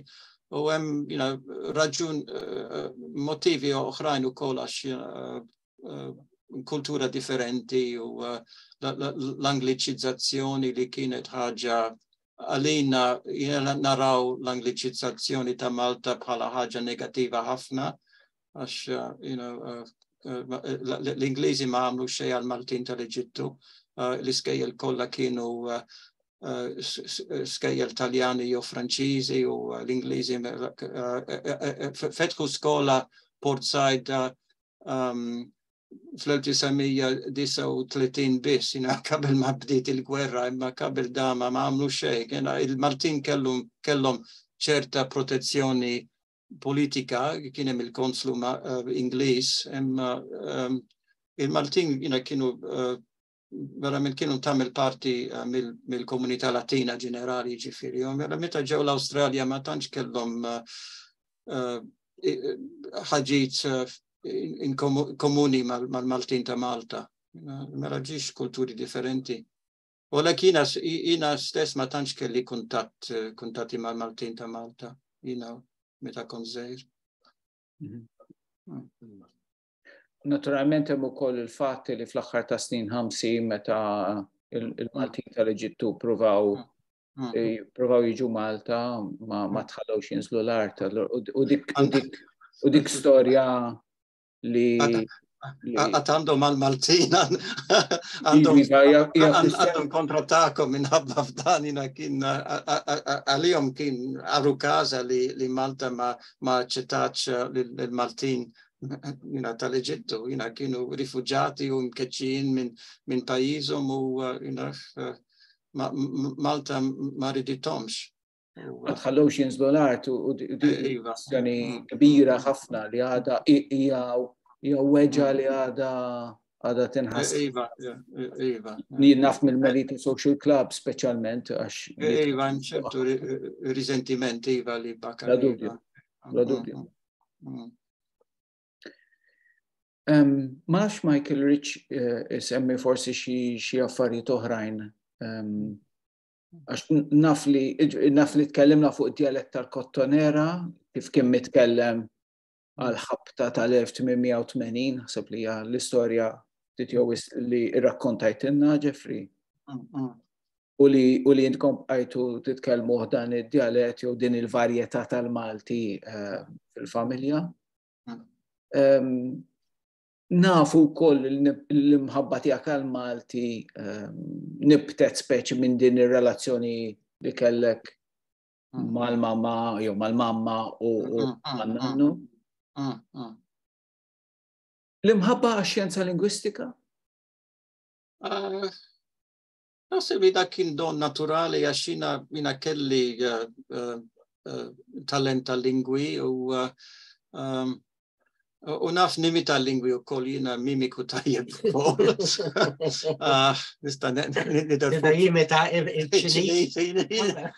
Nista' nidher fuq il-palk nimita l-Ċiniżi u l-Indjani u l-Ġermaniżi u hekk imma dak forsi ħaġa personali għalija li jiena għandi. Tista' timita l-Maltin? Skużi? Tista' timita l-Maltin? ċiniż, għamil ta' ċiniż. M'għandix il-kuraġġ għax nofendikom, imma jiena kultant meta jiena irid ikun ftit brikun nitkaża b'ċerti karatteristiki tal-Malti ta' Malta għax jiena hemm ċerti żviluppi tal-lingwa li jiena ma naqbilx magħhom, pereżempju, u naħseb li huma sempliċement żbaljati. Jiena skantajt meta smajt xi ħadd juża u xi mara tuża l-kelma basket għal borza, handbag. Fl-ibda varjetà tal-Ingliż mad-dinja kollha se tisma' basket użat fis-sens ta' handbag, basket hija koffa, handbag, ħanġib il-basket tiegħi, let me get my handbag, ma nafx kif awġu t-tifsira ta' dik il-kelma Ingliża, ma basket ma jfissirx handbag fl-Ingliż, basket's a basket. U hemm ħaġitek u nippreferixxi lej ma rridx nimita l-aċċent. Hemm ħafna aċċenti Maltin, hemm l-aċċent ta' Raħlin u l-aċċent tal-Awċin u l-aċċent ta' Slima imma aċċent li nobod partikolarment huma dawk li jitkellmu bl-Ingliżati u imorru barra u jimitaw l-erri Ingliża u jridu jgħidu tijaj u tsaparsi, jisibilaw il-tiju, jiridu jitkellmu bħal-Ingliżi. Interessanti ħafna, sewa. Għanna nirrispettaw u ma nħobx ukoll ħaġa li personalment li ma toġobnix hija kif jgħidu il-code switching. Il-maġġoranza tal-Maltin di ħaġa li mill-inkas ħafna il-Malti tagħna imperfett ħafna u ftit strampa għalikom, imma mill-inkas ma nitħaltux il-Malti mal-Ingliż. Meta nitkellmu bil-Malti nużaw kliem Malti, imma il-maġġoranza tal-Maltin mhumiex kapaċi jgħidu frażi sħiħa bla ma idaħħlu kliem Ingliż, per esempio, morti shopping center biex nixtri hops, għalix ma jistux jgħidu morti ċentru kommerċali biex nixtri hops, ma jimx għalfej jużaw shopping center meta jeżisti terminu Malti, u forsi jina ftit purista, imma jina naħseb li l-problema ta' Malti għatem kumpless ta' inferiorità u hemm nuqqas ta' rispett lejn il-lingwa Maltija. Immisna nitkellmu minix ma nemminx fil-Malti safi, per eżempju, għanna naċċettaw ir-realtà tal-Malti bħala lingwa imħalta, imma ma jimx għalfej jittolleraw dawk l-elementi Ingliżi mhux meħtieġa. Meta hemm nuqqas ta' terminu, per eżempju, computer, per eżempju, naħseb li da leċitu li jdaħlu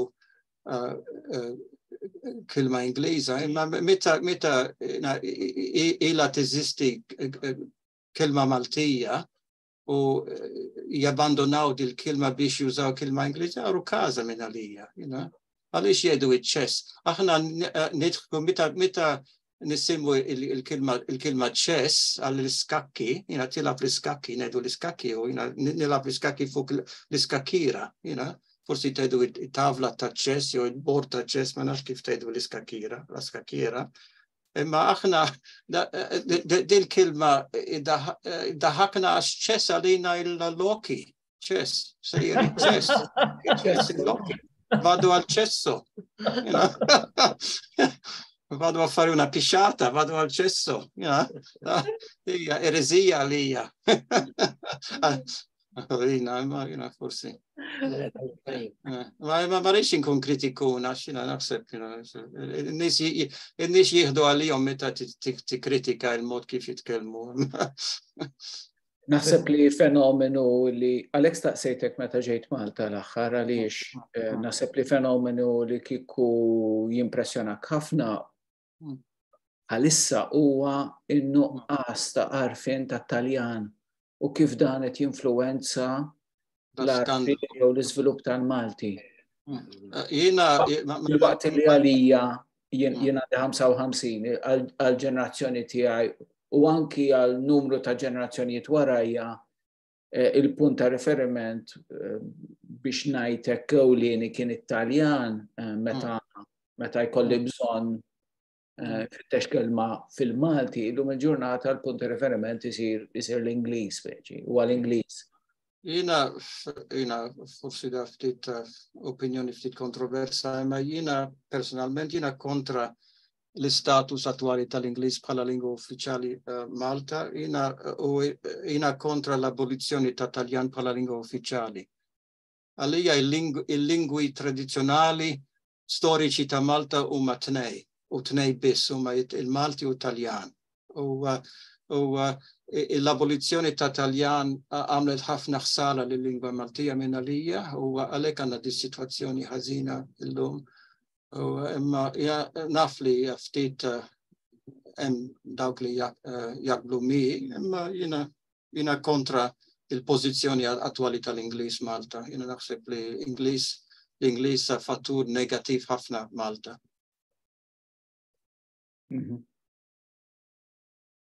U jina nista nitkellem hekk għax jina kiet l-Awstralja u nista ngħid li rrid imma jina minix aħna il-Maltin tal-Eġittu ħadu għalihom meta saret dik l-abolizzjoni tal-Taljan bħala lingwa uffiċjali qabel il-gwerra, jina kienet offiża kbira fil-komunità tagħna. Għax aħna il-Maltin kulturalment Taljani, aħna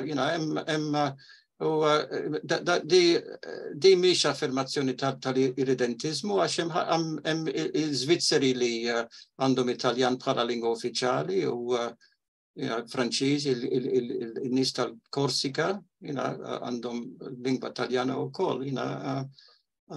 Jiena nemmen fl-indipendenza ta' Malta imma għalija il-lingwa Taljana parti integranti tal-identità Maltija.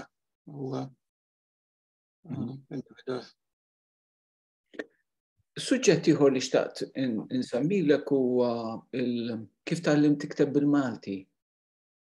Għal inti kont tikteb lingwi oħrajn ma kontx. Iva, okay, da sempliċement jina writ minn nannu għat ta' kodba Maltin, għax ġab ħafna kodba Maltin mill-Eġittu, kellu biblioteka, nasib tajdu xkaffa librija. Aħna daf false friend, għax għalija librerija ħanut tal-kodba u biblioteka lina, il-biblioteka ta' ġewwa d-dar u biblioteka pubblika, imma insomma, nannu kellu ħafna ktib kodba Maltin u jina kont nitkellem bil-Malti qabel ma tallimt nikbu u nakrah naturalment, għax kienet lingwa mitkellma fil-bidu għalija. U naturalment ma kienx hemm il-possibilità li nistudja l-Malti l-iskola għax ma kienx materja fis-silabu tal-iskejjel Awstraljani, kien hemm Italjan u l-Franċiż bħala materja u jiena studjajt l-iskola studjajt il-Franċiż u l-Latin u kont diġà naf bil-Franċiż, imma jiena kienet esperjenza pożittiva għax jiena tallimt il-letteratura u x'nafjien, però il-Malti jiena autodidatta nista' ngħid li għax jiena sempliċement ftaħt ġurnata minnhom ftaħt ktib u ipprovajt nakra u fil-bidu kien diffiċli ftit għalija u ngħidilkom għaliex għax f'dik il-kollezzjoni f'ġabra ta' kodba ta' nannu kien hemm ħafna kodba istampati qabel riforma ortografika tal-akta tal-kitiba tal-Malti u ħafna kodba reliġjużi wkoll jiena miktub il-K, CH minn flok K, eċetera, u kelli nidra ġiex sistemi ta' ortografija. Imma jiena bħala lingwista jiena tallimt faċilment u jiena bdejt nakra u ipprovajt nikteb ftit u imma tafu problema li rritu tafu x'impressjoni kelli ta' Malti l-ewwel darba li mort Malti, ħaġa li ma oġbitniex li meta mort l-ewwel darba u jipprovajt nitkellem bil-Malti ma' nies fit-triq pereżempju, jiena tipikament ngħid xi ħaġa bil-Malti jirrispondini bl-Ingliż. Fl-axħar jina kont nirrabja, jina kont ftit offis, imma jina naskrivi da għal kumpless ta' inferiorità, għax jina kelli l-impressjoni li l-Maltin kienu jistħu mill-lingwa tagħhom. Għax għal-poplu li huwa imkabbar mill-lingwa tiegħu, huwa kuntent li jirrispondi. Xi barrani jasalu u jitkellem bil-Malti u jirrispondu bil-lingwa tagħhom. Maltin dejjem iridu juru kemm jafu bl-Ingliż. U jiena kont spiċċajt ngħidilhom jiena ma ġejtx Malta biex nippratika l-Ingliż tiegħi, jiena ġejt Malta biex nippratika l-Malti tiegħi mhux l-Ingliż tiegħi. Din interessanti, naħseb hemm numru ta' raġunijiet għalija. Kull ma jmur qed jiżdiedu l-barranin li jitalmu l-Malti u dan il-punt li tissemmi inti jgħidulna kemm il-darba jgħidulna immur nixtri mill-ħanut bil-Malti u nkun irridhom ikellmuni bil-Malti imma jkellmuni bl-Ingliż. U naħseb waħda mir-raġunijiet tkun għax maħniex imdorrijin li nisimgħu il-Malti b'aċċenti differenti. Għaliex maħniex imdorrijin.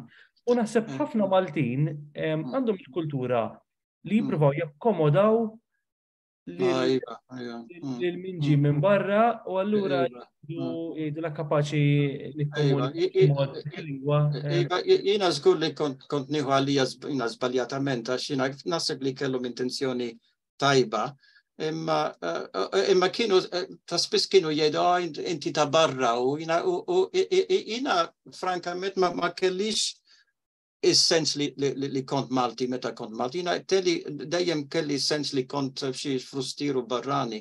Għax forsi di atteġġament iżolant tal-nies ta' gżira, forsi għandhom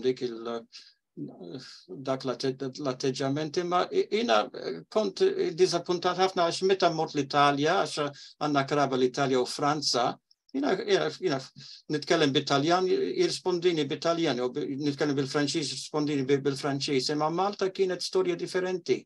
Jina nitkellem bil-Malti u jwieġbu bil-Ingliż. Mela kont naħseb għaliex tallimt l-imbirka lingwa. Jina telf ta' żmien, jina tallimt għamilt sforz kbir biex nitallem il-lingwa u niġi Malta u ħadd ma jrid kellimni bil-Malti. Mux mill-punto di vista pedagogico mux tajjeb għal dawk li jitalmu l-Malti, għal-istudenti tal-Malti. Jina jiddispeċini ħafna Ġeffri li ġralek hekk għaliex inti rejt mux bis rispett, għax mux bis kwistjoni ta' rispett, nasib rejt imħabba li l-lingwa Maltija, li il-lingwa antika tagħna u lingwa ġdida fl-istess ħin, lingwa antika u ġdida f'ħafna dejjem tiġġedded. Da paradossali, għandek raġuni. U l-fatt li aħna stess speċi ma apprezzajniex u ma rispettajniex din l-imħabba naħseb li mhix ħaġa, assolutament mhix ħaġa sabiħa, jiddispjaċini ħafna ġralek hekk. Jiena dejjem nirrakkonta l-esperjenza tiegħi Franza, l-Franċiż tiegħi huwa Franċiż limitat. U meta nkun Franza nkun Pariġi kull sena, in-nies jistennewni nispiċċa, jaċċettaw l-iżbalji li qed nagħmel paċenzja kbira u mhux qed nitkellem fuq il-ħbieb tiegħi, qed nitkellem fuq nies niltaqa' magħhom fit-triq, fil-ħwienet, fil-metro, kullum kien kulħadd paċenzja kbira jistenna li nispiċċa dak li qed ngħid, li jifhem dak li jitqabad mal-aċċent tiegħi u inħossni mill-uħ ħafna. Iva, da verament paradossali, da paradoss li inħossni, biex ngħid il-verità, inħossni iktar aċċettat Franza u l-Italja milli Malta. Meta jmur Malta inħossni bħala bniedem stramp. Jina kont konvint li kienu jippreferixxu li nitkellem bl-Ingliż. Ma ridux jisimmu l-Malti tiegħi, forsi ftit imawweġ, imma mill-inkas di lingwa li tallimt fil-familja, di lingwa tagħna. Ġeffri, naħseb li llum ironikament minkejja dak kollu li għedna, naħseb li llum hawn iżjed kuxjenza tal-isforz li jagħmlu nies li ma twildux Malta u li jitkellmu bil-Malti. Naħseb li llum hawn iktar żgħażagħ pereżempju illi jieħdu gost jisimgħu lil żgħażagħ oħrajn jew lil nies ta' kwalunkwe età jitkellmu bil-Malti u jilqawhom u jħeġġuhom biex ikollhom. Mela da żvilupp pożittiv ħafna. Naħseb li ironikament din hija realtà, Michael jista' jitkellem iżjed minni fuq hekk, imma naħseb li dan huwa żvilupp li ġie wkoll mill-fatt li issa kif kienet jgħid Michael hawn ħafna iktar barranin li jitkellmu bil-Malti billi qatt kien hawn probabbilment f'dawn l-aħħar dawn l-aħħar 50 sena. U allura naħseb li aħna iktar miftuħin għal din ir-realtà u iktar qed nilqawha ikolli ngħid. Ejwa. Wala da sinjal tajjeb hemm tibdil. Naħseb jiena. Atteġġament ta' żgħażagħ. Imma iż-żgħażagħ tal-lum m'għandhomx l-Ingliżi preżenti biex jagħtuhom kompless ta' inferjorità bħal il-ġenerazzjoni ta' nanni tagħkom pereżempju. Għax jiena żgur li kellhom kompless ta' inferjorità mill-Ingliżi. Naħseb hawn ftit iżjed sensittività lejn dawn ir-realtajiet multilingwi u naħseb ukoll li qatt daqs illum m'għandna fostna barranin li qed jitkellmu bil-Malti. Ġifieri ħabib tiegħi pereżempju Malti Marokkin li huwa kittib importanti llum Murad Xuberti, manki Walid Nabħan, jgħidulek, kultant nibda nitkellem bil-Malti u jwiġbuni bil-Ingliż. Imma fl-istess ħin kittiba bħalhom saru parti mill-immaġinarju tagħna wkoll fl-istess ħin. L-interess tiegħek fid-djaletti għax ma nixtieqx ninsa nistaqsik fuqhom. L-interess tiegħek fid-djaletti, l-ispeċjalizzazzjoni fid-djaletti mhux biss qed nitkellmu fuq id-djalett Malti tal-Eġittu. Tista' tgħidna ftit fuq hekk? Iva, jiena it-tendenzi tiegħi in ġenerali huma reġjonalisti. Jiena nisimpatizza ħafna in ġenerali ma' djaletti, ma' drawwiet mal-kultura ta' kull reġjoni, ġifieri. Kif qed fil-familja tagħna għandna ħafna kraba Taljani, imma minn provinċi differenti tal-Italja, pereżempju Lombardi u Puljiżi u Veneti, u meta kont nisma' ħafna djaletti, għalhekk speċjalizzajt fid-djaletti Taljani tan-nord tal-Italja ta' fuq. U jiena għandi sensibilità kbira lejn id-djaletti u għalhekk jiena bħala lingwista jiena kapaċi nimita l-aċċent tal-Malti standard, ma rridx, jiena nos il-Malti li tal-lim jiena nitkellem bil-ka apposta, alla volja forsi tidher stramp dil-pronunzja, imma jiena naħseb li id-djaletti huma parti importantissima tal-patrimonju ta' kull nazzjon, ta' kull pajjiż. U ħaġa wkoll li disappuntatni ħafna meta mort l-ewwel darba li il-kraba tagħna li kienu mill-Kotonera jiena bħalna kienu diġà abbandonaw id-djalett u l-aċċent, kienu jitkellmu bil-qa u saqaf baqra, eċetera, u forsi kienu jgħidu ti ma nafx, imma meta kont nuża kliem bħala immejjem minn flok infisset, jgħidu infisset, kienu jiskantaw li nuża dik. Mela jiġifieri li ma tantx kien hemm rispett kbir lejn id-djaletti Malta. Minn flok ma jinkoraġixxi l-użu ta' djaletti.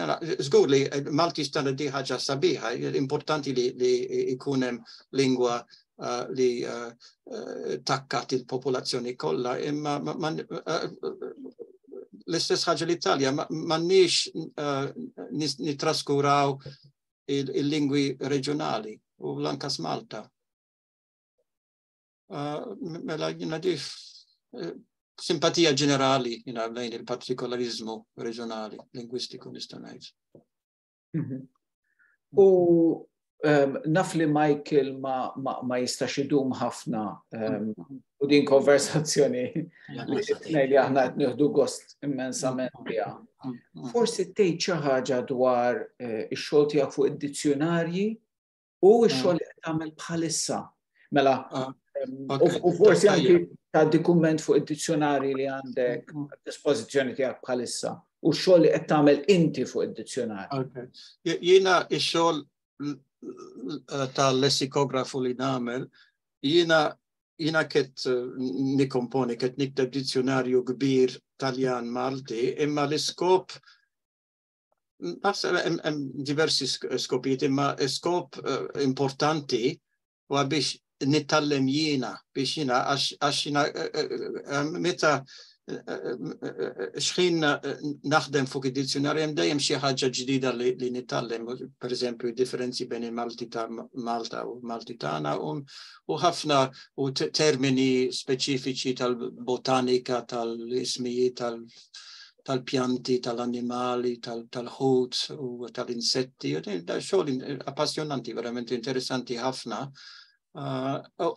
Imma irrid ukoll nagħmel xi ħaġa utli għal-popolazzjoni melitofona għax hemm nuqqas kbir ta' risorsi lessikografiċi.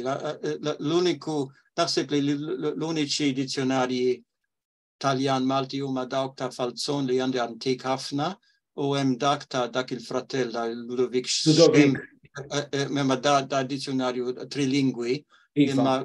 imma mhux komplet, ma jagħtix l-espressjonijiet idiomatiċi u hemm ħafna lakuni. U irrid nagħmel dizzjonarju normali, modern, Taljan, Malti, u it-tieni fażi tkun traduzzjoni ta' dizzjonarju biex nagħmel Ingliż Malti. Għax id-dizzjonarju Ingliż u Malti, id-dizzjonarju Malti Ingliż ta' kolina gwab, tajjeb ħafna, għax jagħti ħafna espressjonijiet idiomatiċi u komplet ħafna, imma dizzjonarju Ingliż Malti tiegħu mhux utli ħafna għal min jitgħallem Malti għax ma jagħtix kważi l-ebda espressjoni idiomatika.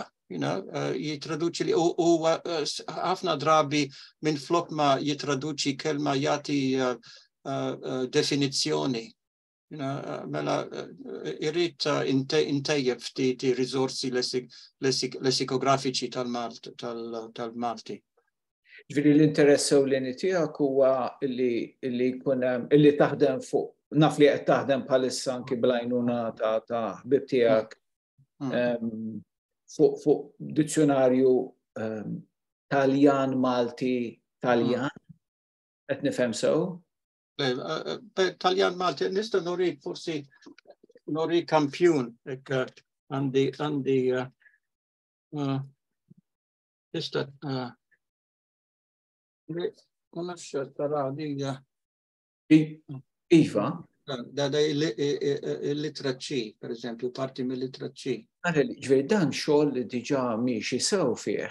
Iva. Imma jiena għandi bżonn l-għajnuna tal-kollegi Maltin preċiżament għax ħafna drabi jiena nimmaġina li ċerta kelma tintuża Malta mela għax tintuża fil-Malti tagħna għax jiena biex nittallem il-differenzja għax importanti ħafna. Jiena minix il-persuna l-iktar kwalifikata biex tagħmel da xogħol għax aħjar li Malti minn Malta jagħmel da xogħol. Imma jiena għandi teknika tal-lessikografu imma għandi bżonn ta' tarif ta' informazzjoni mill-kellima tal-Malti ta' Malta jiġifieri biex ma nagħmilx ħafna żbalji. Michael jista' jkellmek iżjed minni fuq dan is-suġġett, però nista' ngħidlek 100% li l-għajnuna kollha li għandek bżonn mid-Dipartiment tal-Malti tagħna se ssiba, ġifieri kull tip ta' għajnuna li hemm bżonn. Grazzi ħafna li nagħtuhielek. Mhux diskors biss imma bil-fatt. Iva, jinteressawk ħafna wkoll il-varji proposti ta' neoloġizmi għax hemm ċerti termini li m'għandhomx kelma Maltija, per esempio aspirapolvere, kif jgħidu bl-Ingliż vacuum cleaner. Naħseb li hemm min jgħid il-Hoover, l-isem ta' marka, imma kultant xi lingwista Malti jipproponi neoloġizmu li ovvjament ma jintużax bħala ġebiti trap. Di proposta tajba, imma nixtieq ninkludi imma se nimmarkawhom bħala sempliċi proposti, mhumiex użati fir-realtà fil-lingwa, imma jiena ma naċċettax is-soluzzjoni li nikapitulaw u dejjem naċċettaw l-intrużjoni ta' kelma Ingliża meta teżisti l-possibilità li noħolqu terminu Malti. Għax jiena ħdimt ħafna f'dal-qasam f'Timor u jiena kelli x-xogħol li noħloq. Jiena ħafna mhux biex niftaħar, imma ħafna mill-neoloġizmi li ħlaqta l-lingwa tetum illum il-ġurnata ħafna minnhom jintużaw. Ġew aċċettati mill-poplu. Jina ma nħobbx il-disfatizmu ta' ċerti Maltin li jgħidu, it's too bad we use these English words, we have to use English words. U hemm ħafna ġlid dwar l-ortografija u dal-ġlid jeżisti biss għax kulħadd juża kliem Ingliż minn flok ma jużaw kliem klim Malti, l-opinjoni tiegħi. Jiena nixtieq nagħmel dizzjonarju inklużiv ħafna li jinkludi li jagħti it-tarif kollu li min jitgħallem il-Malti għandu bżonn, per eżempju fil-lemma burro, per eżempju, il-burro, il-butir. Jiena impoġġi burro, sostantivo maskile butir, imma inżid b'marka speċjali zibda, jina naf li l-kilma zibda ma tintużax, jina intesa għal kollox, imma forsi min jakra testi antiki jina Maltin jisib dil-forma, xirit ninkludi kollox. Imma nidistingwi il-vokabularju korrenti mill-vokabularju arkaiku jew neologistiku u x'naf jien. U tixtieq taħdem ukoll fuq dizzjonarju Ingliż Malti, qed nifhem sew. Iva, għax jiena naħseb forsi jeżisti xi dizzjonarju ieħor ma naħsibx imma dak li nuża huwa dak ta' Aquilina u dak li kritikajt jiena għax m'hemmx paragun bejn il-kwalità ta' dizzjonarju ieħor b'ġiex volumi. Fej jinkludi kollox. Għax imbagħad hemm l-4 volumi Ingliż Malti ta' Aquilina. Iva? Trid tgħid ta' Dunkarmu Diakono? Le. Ta' Aquilina wkoll. Nitkellem fuq 4 volumi bħal dan. Mela, kiet nuri l-ignoranza ti, jina lankas ma kont naf li kien jeżisti l-dizzjonarju. Dan huwa dizzjonarju ferm iżjed komprensiv. Fil-fatt, Malti Ingliż huwa 2 volumi. U jagħti ħafna huwa 4. Ok, mela, misni nakwista da dizzjonarju, żgur. U forsi m'hemmx għalfejn nagħmel dizzjonarju Ingliż Malti mela. Dejjem hemm xi tejjeb u daw id-dizzjonarji ta' Aquilina huma fost l-aqwa dizzjonarji li għandek, mhux l-aqwa dizzjonarju li għandna. Imma ovvjament għadda żmien minnu. Mhux qed nitkellem għal konċis, qed nitkellem għad dizzjonarju l-kbir. 6 volumi kif kienet jgħid Adrian. Però dejjem hemm fejn intejbu nżidu bla dubju. Tajjeb li ikollna varjetà kbira ta' dizzjonarju, għax kull dizzjonarju għandu il-virtujiet tiegħu, l-aspetti partikolari tiegħu. Il-dizzjonarju ta' Ludovic Xkembri kien huwa dan li konna nirreferu għalih li huwa Malti, Ingliż, Taljan. Iva, jina għandi. Waqt li inti Jeffrey qed taħdem fuq. Għandi versjoni oħra, di edizzjoni oħra, da l-istess opera naħseb, mhux hekk? L-istess ħidma. Ludovic Xkembri nassumi. Iva, dizzjonarju Malti Ingliż Taljan, iva. Patri kien Patri jew Fratelli? Hekk jidher Iva. Patri Ludovic Xkembri Terezjan. Iva, Terezjan. U ħaġa oħra li tinteressani ħafna hija l-etimoloġija, kiet nagħmel dizzjonarju etimoloġiku tal-Malti, għax ħafna jiena mhux biex nikkritikawhom, imma ħafna mill-etimoloġiji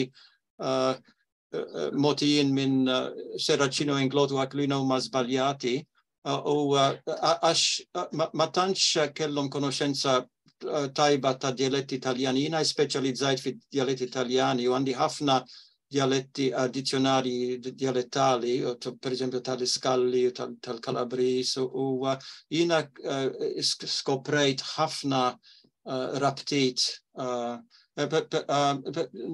Nista' nagħtikom eżempju, jina skoprejt l-etimoloġija ta' mazzit, tal-sanguinaccio ta' dik it-salzet, il-mazzit, tafu il-mazzit? Mazzit ġej mill-Kalabris, mill-dialett Kalabris, mazzitu. ħafna, jina skoprejt ħafna etimoloġi niksin fid-dizzjonarju ta' Aquilina. U għandi wkoll kelli okkazjoni tajba l-Università kelli kollega Tunezin, Arbi minn Tunis, u għamilt ħafna xogħol mi u tatni ħafna vokabularju, espressjonijiet idiomatiċi tal-Arbi ta' Tunizija.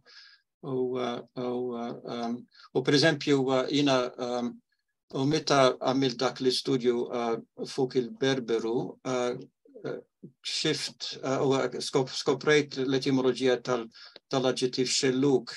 Xelluk di kilma berbera li tinsab fi dialetti ta' Tunizija ta' isfel u da interessanti ħafna xina nħobb ħafna l-etimoloġija u studjajt dialetti grigi tal-Italja ta' isfel u Grekaniko. Siprattit, il-Grekaniko, il-Griko, iva, u sibta ħafna rabtit.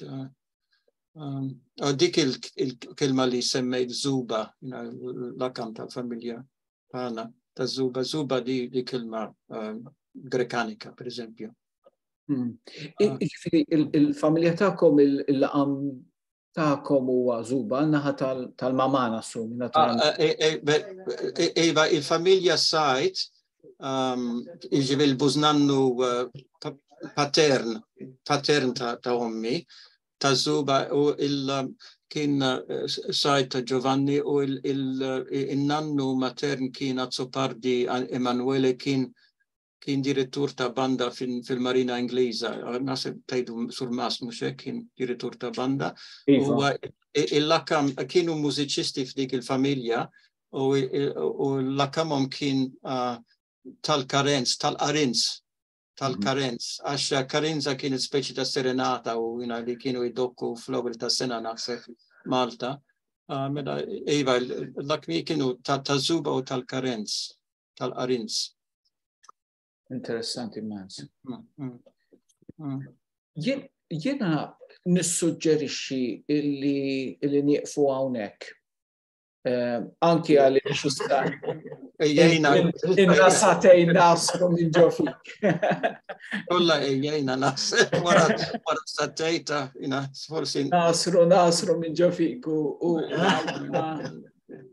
għaliftna ħafna, tajtna ħafna fuq xiex naħsbu u possibilment anke nitkellmu fuq kollaborazzjoni iktar mill-qrib speċi kemm l-appartament tagħna u magħkom, miegħek u magħkom.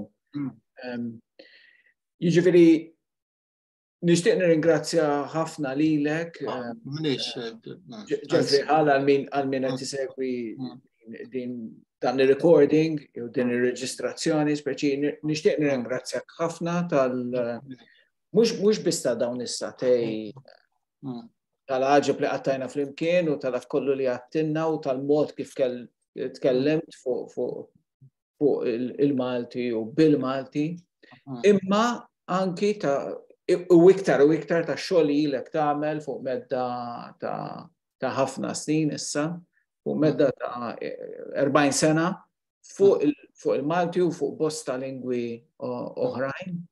Nirringrazzjak tal-ħidma li qed tagħmel anki issa u kif għedna speċi dak kollu li nistgħu nagħmlu aħna min-naħa tagħna biex ngħinuk fil-ħidma li tagħmel għajdilna.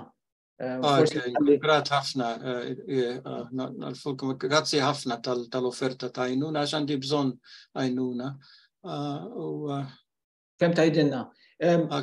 Forsi kelma tal-aħħar minn Michael u mbagħad minn għandek u nieqfu hawnhekk. Iva. Bil-ħak nista' nsaksikom dak l-4 volumi ta' dizzjonarju Ingliż Malti ta' Kwilina għadhom disponibbli fil-libreriji jew le fil-ħinkwija tal-kodba? Naħseb l-aħjar ħaġa tkun li tibgħat li indirizz. Jekk tibgħat li indirizz. Namlu mezz li nitkellmu mal-Klab Kodba Maltin bħala nibgħatu l-kopja tagħhom. Iva, għax hija lakuna fil-biblioteka tiegħi, ċertament għandi nakwista da dizzjonarju biex nikkompleta xogħli. Iva. Għadu jinbieħ, għadu disponibli. Għadu jinbieħ, tajjeb. Iva, x'kombinazzjoni tkellimt ma' Sir Joseph Mizzi ġranet ilu fuq. Mela nixtieq nirringrazzja lilkom tal-disponibilità u tal-interess tagħkom u ħadd gost ferm nitħaddet magħkom u kollha suġġetti interessanti ħafna, appassjonanti, verament appassjonanti. Mela nixtieqilkom ħafna suċċess fix-xogħol tagħkom u l-istudji bir-riċerki tagħkom u forsi jkollna okkażjoni oħra biex nitħattu. Grazie ħafna. Michael? Jeffrey, rrid ngħidlek li inti ta' aspirazzjoni, mhux biss għax-xogħol kolli li għamilt, imma li wara dawn snin kollha xorta għadek blaċċ li tiskopri, li tfittex, li tirriċerka, li taqsam il-għana. Dik hija ta' aspirazzjoni kbira għalija. Grazzi, jiena kuntent. Tajjeb. Nittama li d-darba li jmiss niltaqgħu wiċċ Iva, nisperaw imma disgrazzjatament jiena nibża mill-vol, mit-titjira, jiena dal-vol, di titjira bejn l-Australja u Malta veru martirju, jina ma nafx, jina għaxittum 24 sija u jina propju. Ok, forsi jina namel kuraċ u niġi xi darba, imma dejjem jina minna naħseb f'dik l-esperienza, nitlef il-kuraċ. Grazie li ġuħna. Iva. Grazie Leidri. Grazie mill-qalb, Jeffrey, grazie Michael, grazie Mark Caruana u nittama li mandu mux ma narġaw nitkellmu. Tantiħu. Grazie għalikom u mela saħħa. Se tibdew il-ġurnata ta' xogħol tagħkom, mhux hekk? Iva. Il-lejla tajba. Aħna serin ordu. Ok. Arrivederci u grazie. Ok, grazie.